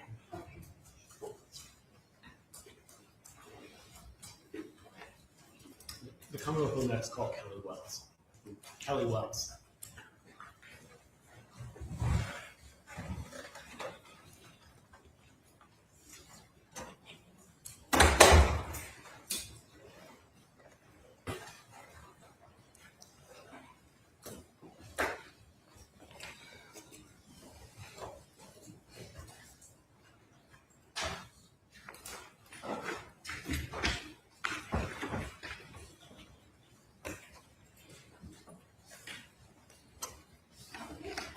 In front of Madam Clerk to be sworn. Do you swear or affirm the testimony you're about to give is the truth, whole truth, and nothing but the truth? Okay, please step into the witness stand. There's a step. So watch your step, and you can adjust the chair and microphone.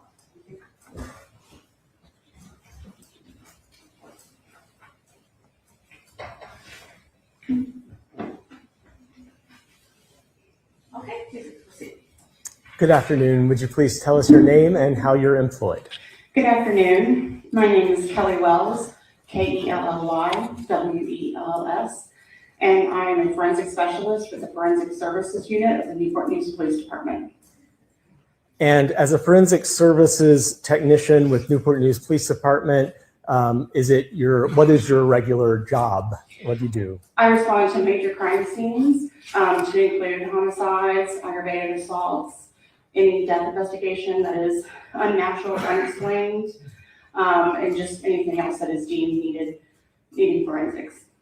And when you get onto a scene, what do you typically do with physical evidence that you find? Typically, I initially take photographs, and then I identify the evidence that I see, as well as search for additional evidence, and I collect that evidence and will either usually process it for fingerprints or swab it for DNA, and potentially send it to the lab at a later time, but it then is secured in our Forensic Services Unit. How long have you been doing forensics work? This is my 21st year.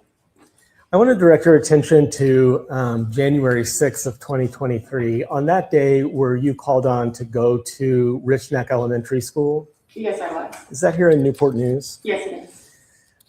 When you arrived at the school, were you directed to a particular classroom? I was met by my sergeant at the time, which was Sergeant Ramdahall, and he accompanied me to classroom 11. All right. And in that classroom, did you look for any evidence? I did. In that classroom, did you see a firearm? I did. Could you just describe where it was and how it was positioned? Sure. When I entered the classroom, it's rectangular shaped. To the right is the front of the classroom, so the desks were facing towards that direction. And then to the left, there was a table that was behind in the back corner, behind the students' desks. On the floor by that table, there was a Taurus 9mm firearm on the floor. And then just in front of that, there was a student's desk that had a black and white backpack on the floor. And there was a Win 9mm cartridge case on the floor as well. Okay. So let's talk about what a cartridge case is, just in case some people may not be familiar with that term. Sure. What is a cartridge case? A lot of times people just generically will refer to ammunition as bullets. But typically, bullets, that what you're thinking of is a cartridge. And the cartridge, which is ammunition, is comprised of a cartridge case, powder primer, and then a bullet, which is the projectile, all in one creates the cartridge. When the cartridge is loaded into a firearm and the trigger is pulled, the firing pin of the firearm strikes the head stamp of the cartridge, causing an explosion with the primer, causing the bullet to propel down the barrel of the firearm and out. And then the cartridge case that remains is then ejected from the firearm. It usually ejects back into the right. So you have indicated you found one cartridge case. Where was that? That was at the desk just in front of the table that was on the back left side. It was on the floor. All right. And then with respect to the firearm, what did you observe about the firearm itself? The firearm itself, I noticed initially that the slide was back partially. And the slide is the top piece of the firearm. And then I was able to get on the floor and look, and I could see at the opening that there was a cartridge jammed in the top of the firearm. Okay. And would that have been an unspent cartridge? Could you tell? Correct. It had not been fired. Okay. And did you determine whether there were any other unfired rounds or cartridges in the firearm? Yes, once the firearm was cleared for safety by my sergeant in my presence, we observed, or I observed 6 Win 9mm Luger cartridges and the 7th from the chamber. All right.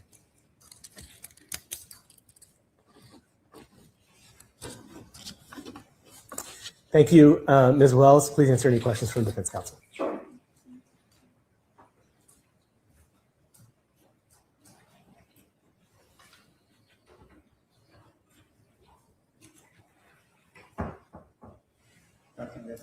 Yes, sir.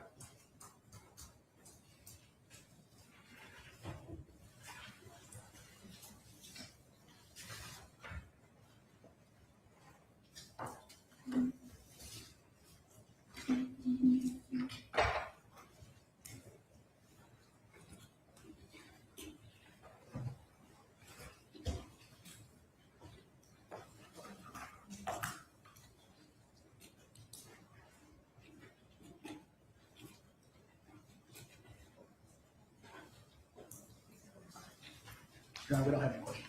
Okay, no questions. All right, the status for this witness. She'll remain on call, Your Honor. Any objection? Okay, so Ms. Wells, you're free to leave the building, which is still sequestered, so you cannot discuss your testimony until you've received information that the case is over. All right. Okay, and they have your contact information, they can call you back. Yes, Your Honor. Thank you. Thank you. All right, next witness. Commonwealth calls Jennifer West. All right, thank you.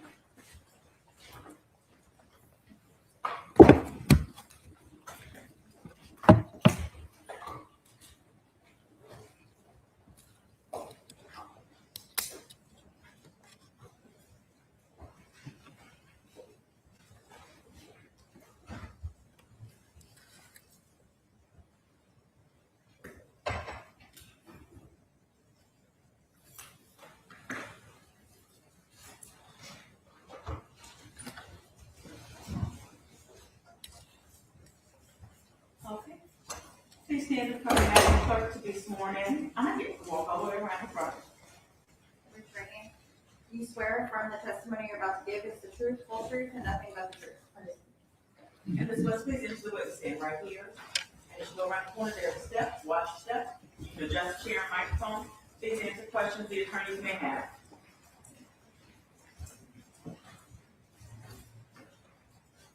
Good afternoon. Hi. Could you please tell us your name? Jennifer West. And Ms. West, how are you employed? I'm a teacher. Now, I want to take you back to January of 2023. Were you a teacher then as well? Yes, What school did you teach at? Richneck Elementary, How long have you been a teacher?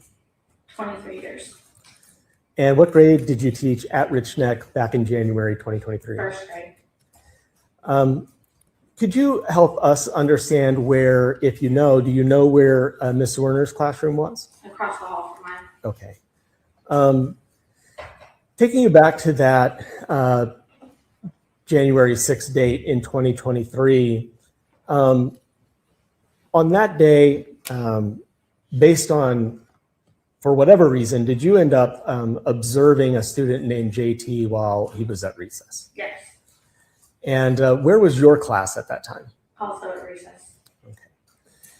And while you were observing JT, could you describe, just as if it was a movie that we were watching, just the actions that you observed? He and another And I'm sorry for interrupting you, but I need to at this point because I forgot to remind you, we're not using any names of students.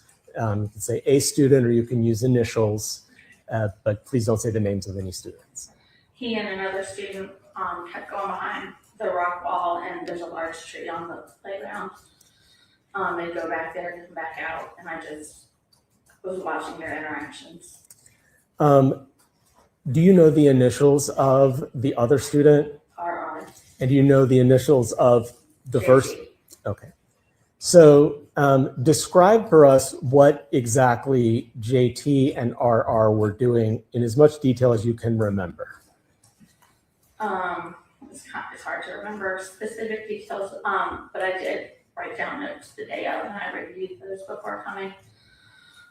When you reviewed your notes, did that help you refresh your recollection about what happened? Yes. Okay, well, then what happened? They were staying together, very close together. They kept going behind the rock wall, going behind the tree, kind of being secretive, trying to avoid other people. Okay. I'm gonna object. Second. I'll agree that the trying to avoid other people part should be stricken. So sustain, strike that part, trying to avoid other people, but you can consider going behind the rock wall. Next question.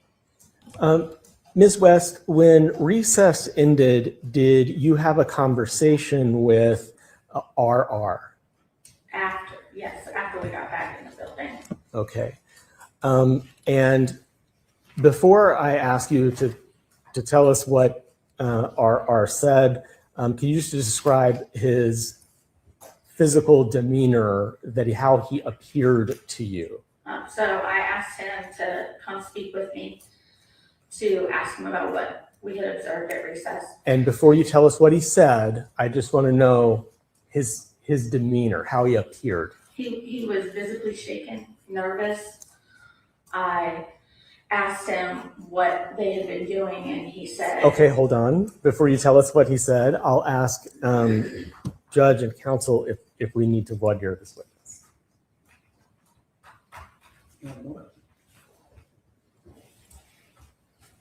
Just hold on just a moment, okay?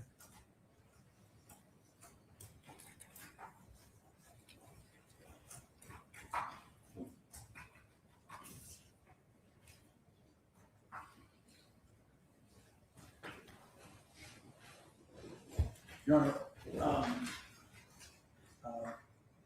I think based on previous rulings, that the court will allow her to testify, but we're objecting for the record that these statements that she may have heard from RR are hearsay.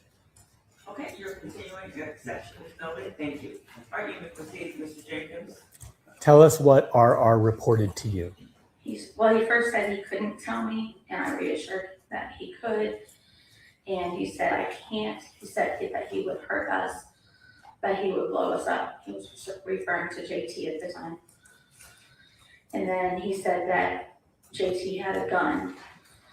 And at that time, I asked him what it looked like to kind of confirm whether it was real or not. And he said that he saw the bullets, and I said, well, what color? And he said they were bullet colored. And at that point, he was crying, And I had RR come into my classroom. And then once RR was in your classroom, did you place a call? I did. I called the front office And what was the purpose of that call? to report what RR had told me. Okay. And who answered the phone? Mr. Sims, our music teacher. Okay. Thank you. If you could give me just a moment.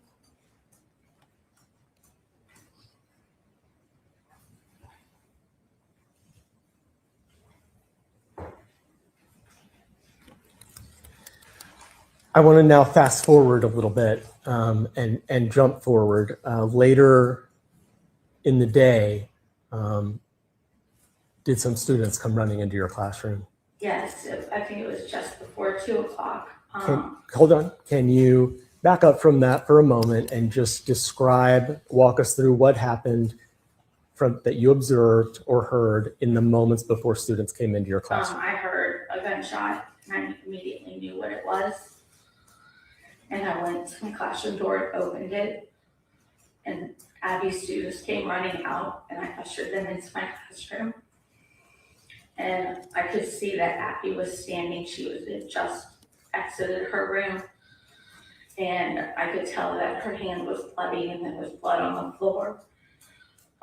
Once the last student that was on their way out came out, I shut my door and proceeded to lock down, turn off the lights, and settle the students. In as much detail as you remember, can you describe the behaviors that you observed, the demeanor that you observed of the students as they came in? They were terrified, many of them crying.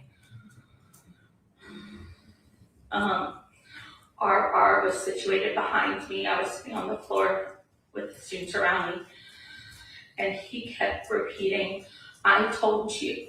I tried to keep you safe. I told you."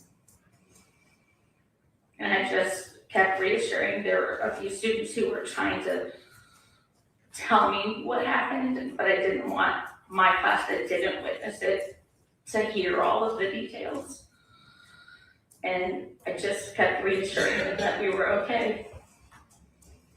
Were some of the children were crying? Yes. All right.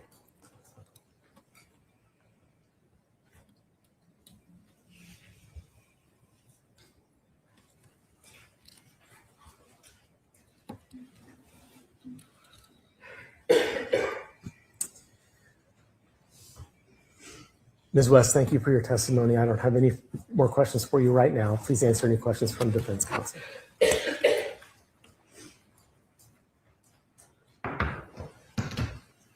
Yes, sir.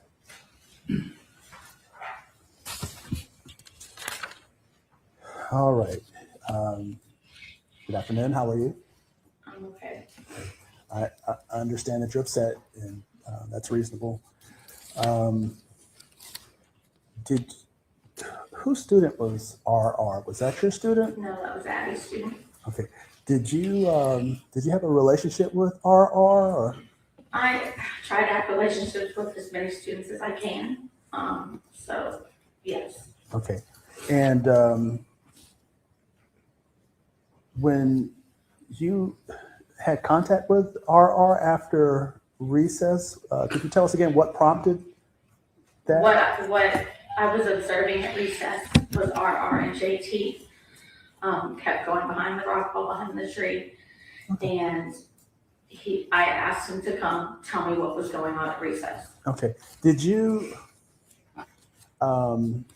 during that recess time, did you believe that JT possessed a firearm? I was not convinced until I spoke with RR. Okay. So while the children were out on the recess, you did not feel a sense of danger or imminent harm to the children. Is that correct? I don't really know how to answer that. We were kind of observing. I had been told that Dr. Parker had been made aware. All right, I'm going to object to that statement. Objection to that. If this is a question that he asked, and moreover, just a moment ago, he asked the question, what prompted her to talk to RR? And she's entitled to answer the questions that he asks. And so, again, we don't know what the answer is going to be, and it doesn't make it necessarily admissible. But that is hearsay that she was told. So at this point, we do not consider that unless it comes in under another exception. Thank you, Your Honor. Next question. Okay. So based on your observations of RR, you weren't convinced that he possessed a firearm. Is that correct? I was convinced they were hiding something. Okay. Had you believed that he possessed a firearm, would you have taken steps to exclude him from the presence of the other students? I'm not sure how to answer that. All right, well, I'll ask it a different way. If a student possesses a firearm, should you take steps to exclude them from the presence of other students? That's the administrator or security's job. So as a teacher, you don't feel like if a child possesses a gun, you should take steps to ensure the safety of those classrooms? If a child possesses a gun, I rely on people whose job is to check the child. And I'm not talking about checking. I'm talking about protecting the other students. I understand that, but it also could be protection of the other students by not exacerbating the situation. Okay, so you're saying if a student possesses a firearm, it's better to leave that student in the presence of other students so the students won't become exasperated? Is that what you're saying? No, I'm saying I would contact security and administration, and they will handle the student. Okay, so you're essentially saying it's not your responsibility to protect the students. That's not what I'm saying. What you're saying is you're going to rely on somebody else to protect the students. Is that correct? Sure. Okay. All right. Did you have any conversations with Dr. Parker prior to the shooting? Yes. Okay. It was, I don't know that I would call it a conversation. It was an interaction that lasted about 5 seconds. Okay.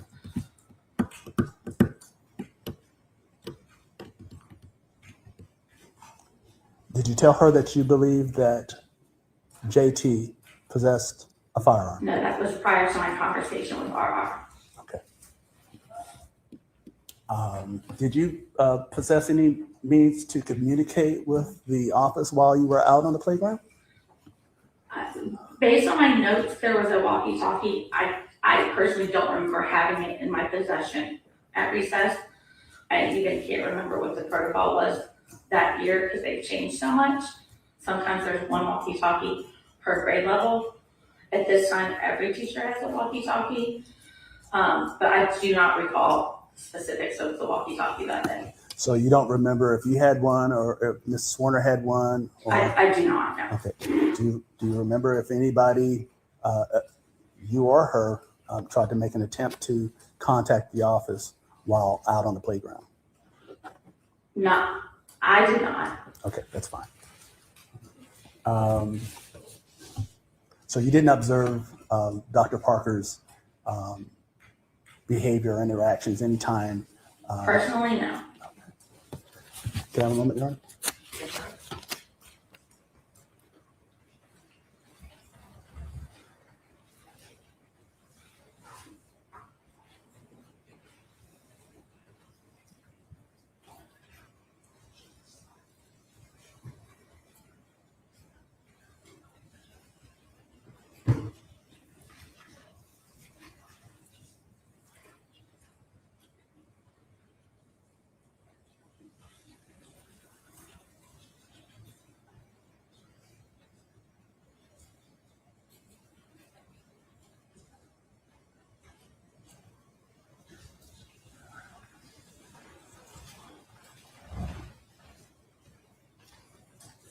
I'm sorry. So when I asked you the question about the walkie-talkie, I believe you indicated that when you looked at your notes, you saw that you indicated there was a walkie-talkie. That I had one after recess. I do not remember the specifics of it before. What do your notes say? That I heard Mrs. Kovac on the walkie saying that she had the shooter. Okay.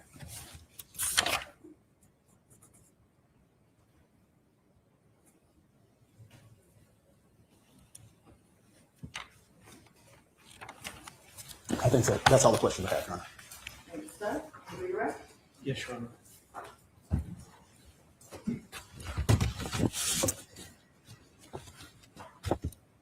At the time that you hear Ms. Kovac on the walkie-talkie, where are you? In my classroom with mine and Abby's class.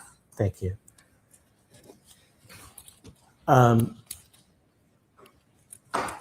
We know, as you testified, you were observing RR and JT at recess. Without telling me anything that anyone said to you, was your reason for observing them based on things you had heard from other faculty? Yes. Your Honor, Okay, one moment.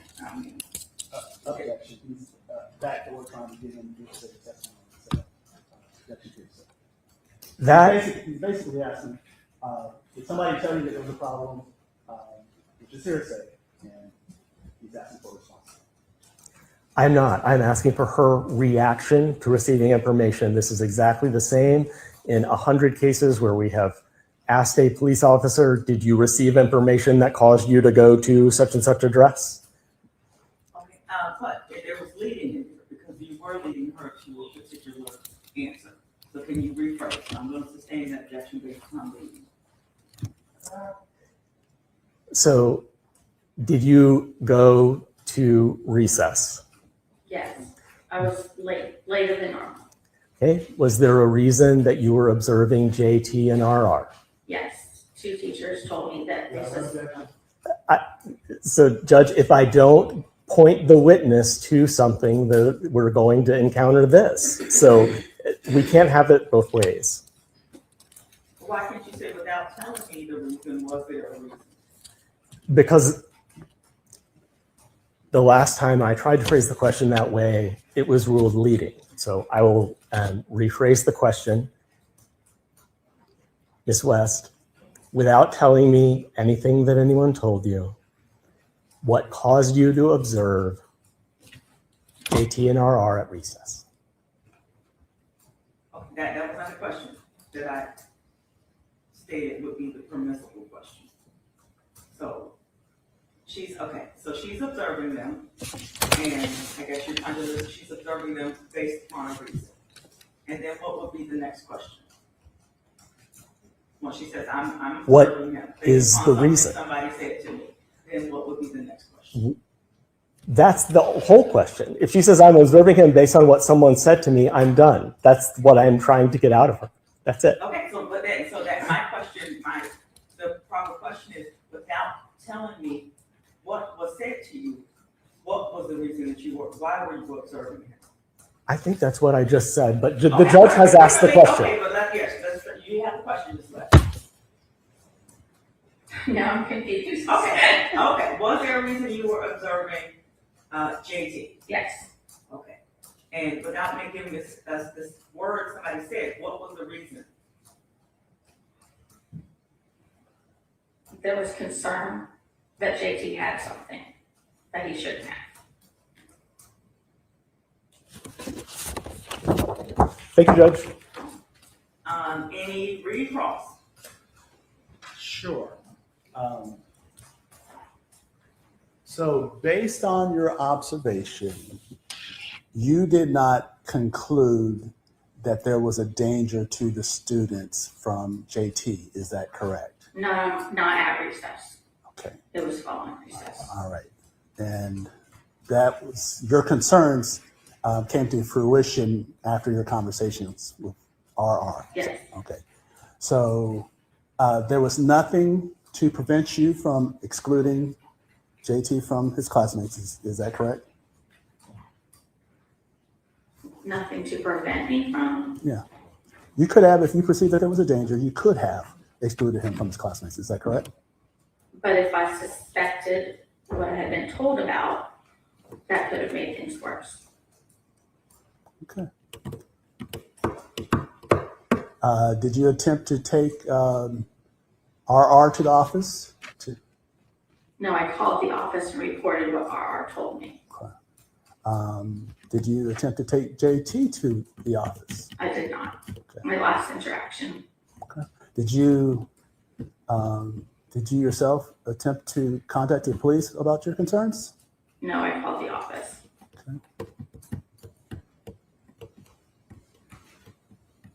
That's all the questions I have. Anything further for this witness? No, Your Honor. And status of Ms. West as a witness? I'd ask that she remain subject to recall, constructively sequestered. Same. So Ms. West, you are still a witness, you are still sequestered, you may not discuss this case until this trial is over. But you do not have to remain in the building, you do not have to remain in the witness room, you are free to go about your daily life. And if you get a phone call that you need to come back to give further testimony, please come back. All right, thank you, ma'am, you may step in. Thank you. All right, next witness. Your Honor, I'm going to ask that we take a break, and there is something that we need to discuss with the court. All right, and it's been about an hour, which is a good wake up stretch break after lunch. So we'll ask the jurors to retire to the jury room while we take up a motion.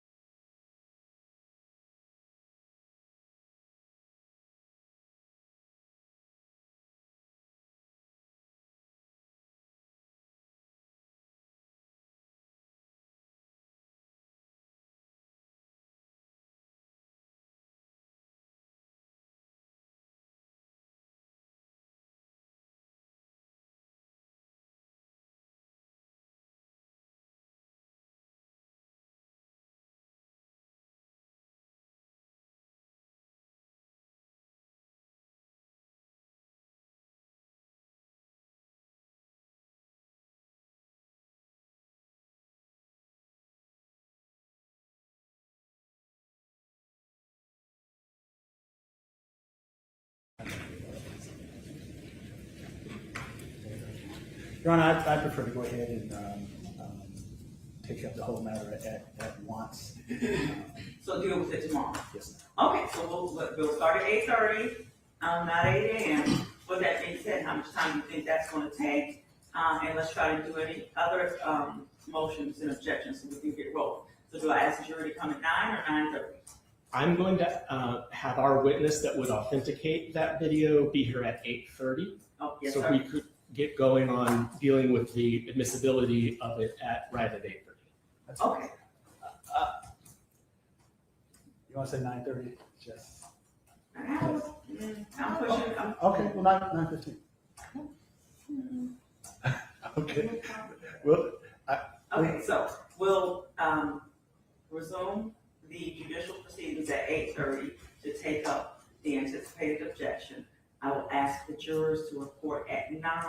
Usually it still takes about 5 to 10 extra minutes to go from that to actually in the box and ready to go. All right, anything else we need to address today? No, Your Honor, thank you. Okay, and then Sheriff will let the jurors know that they, are adjourned for today. I'll go back and, nope, let me bring them out to give them the reminder of sequestration, just on the record. Okay, thank you, Sheriff. Bring the jurors out, and everybody, please stand as the jurors come out.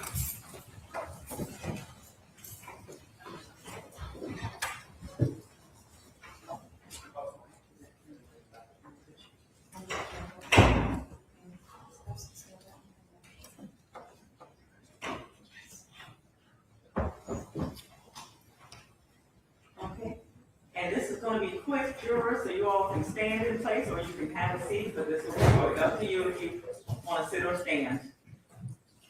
So we'll wait till all 14 are in the box. And you can sit or stand, this will be quick. You all may sit or stand, this will be quick, up to you. 14 jurors in the box. Thank you. Now I have to do my triple check, it's let you know. Based on witness scheduling, we don't have any other witnesses available to provide testimony for today. So we are going to adjourn and take our evening recess. It's about 3:22 p.m. So we would like you all to report tomorrow to the jury room about, let's say, 9 a.m. And then we'll get going and go promptly from there. Any issues, any questions that we need to address before we take our evening recess? Okay, yes, ma'am. I have a question, but I don't think this, I Okay, don't know if we should ask now or what. okay, so I'll give you a chance to ask the bailiff the question, and then he'll bring it to me or ask him, It was about some of the, everything that went on, some of the questions. okay, you wanna ask a question, okay, so, write it down and bring it in the morning. And we'll just, we'll address that question in the morning, because jurors can ask questions. It's not, typical or normal procedure, but it's not prohibited by law. So I'll address your question in the morning. And please remember your sequestration. Do not discuss this case, do not allow people to approach you to discuss it, do not research it, and I'll see you in the morning. Yes, sir. In the event that there is an objection and we are not clear on what part is to be omitted, may we ask for that clarification? So, and everything I respond to in terms of discussing jurors, I have to consult the attorneys to their responses, proper procedure. So I will answer that for you in the morning to the best of my ability. So this is the rule of law and we follow the rules and I'm constrained by those rules. But to reiterate what's been stricken and what you can't consider, let me get your input and I will answer it in the morning. All right, anything else? All right, so Sheriff will escort you out. Thank you very much. Thank you. Okay, and the attorneys can research those and give me your positions in the morning as well. We will make chairs. Yeah, leave your home. You cannot take them home. And then, they'll be secure here. I know we have at 3 p.m. we get a shift change at Bayless.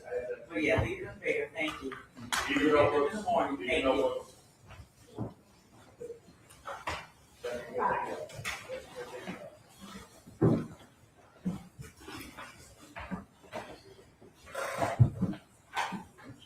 All right, anything else before we recess? No, Your Honor. Okay, nothing to comment, anything else before we recess? No, Your Honor, I will let the court know that I do have some concerns at this moment. We can talk about it tomorrow. For them, it seems like the jury members are aware that some of them, or one of them, or some of them have questions. It sounds like there may have been some discussions that I'm very concerned about. Okay, we'll address it in the morning, and again, one, wanted to ask a question, but we don't know what her question was, and we'll get your positions on how we want to treat that. And then the other gentleman wanted to know if he can have clarification on the objections when it's overruled and stricken or sustained, and what he can consider and cannot consider. So give your positions in the morning, time to research it, and we'll address it in the morning. Thank you. All right, anything else before we recess? No, Your Honor. Okay, we're taking our evening recess. See you all in the morning. Thank you very much. Thank you, Sheriff.